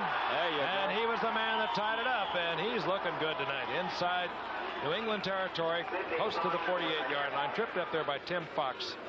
He really has come on to have a big night. In the late going, early on, no, but they needed him most. Look at him there. That big hole opening for him. Another fine block by 57, Sam Davis. And it appeared to me 57 on the other side overran it. That was Steve Nelson. He tried to cut up on the inside and catch it and ran right past the runner. 1st and 10. Ball inside the 49. Franco Harris. Thornton with a good block. Harris has some running room. And a good open field tackle by Mike Haynes, but not until Franco Harris had picked up 5 yards. It'll be 2nd and 5. Here's the time to get one of those feelings, Don. Don't you get the feeling that Pittsburgh is the team now that's alive, that's coming on? I thought they would do it before the regular season. I mean, before the end of the regular regulation game. But I see them moving around there. They're getting together. You mentioned, we both talked, all of us talked about the injuries, but they seem to have something working for them right now. Yeah. 2nd and 5, the ball at the 43. Franco Harris inside. Good block again by Davis. And Harris breaks it down to the 33-yard line. That was a beautiful piece of execution. You had a perfect view of the whole opening and the way Franco. Look at it again.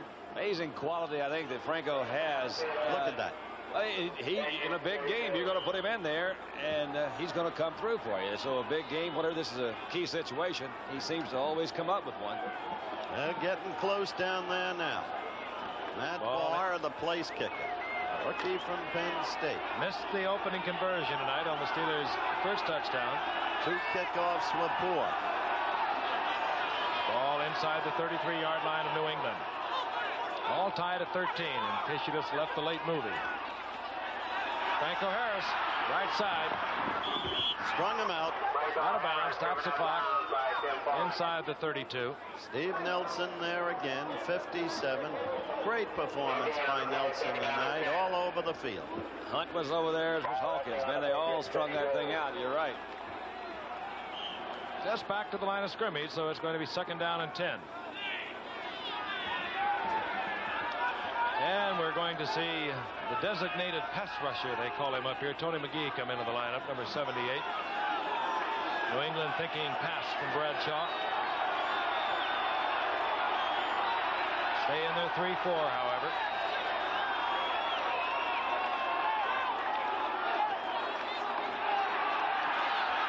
Lots of time. This is Sidney Thornton.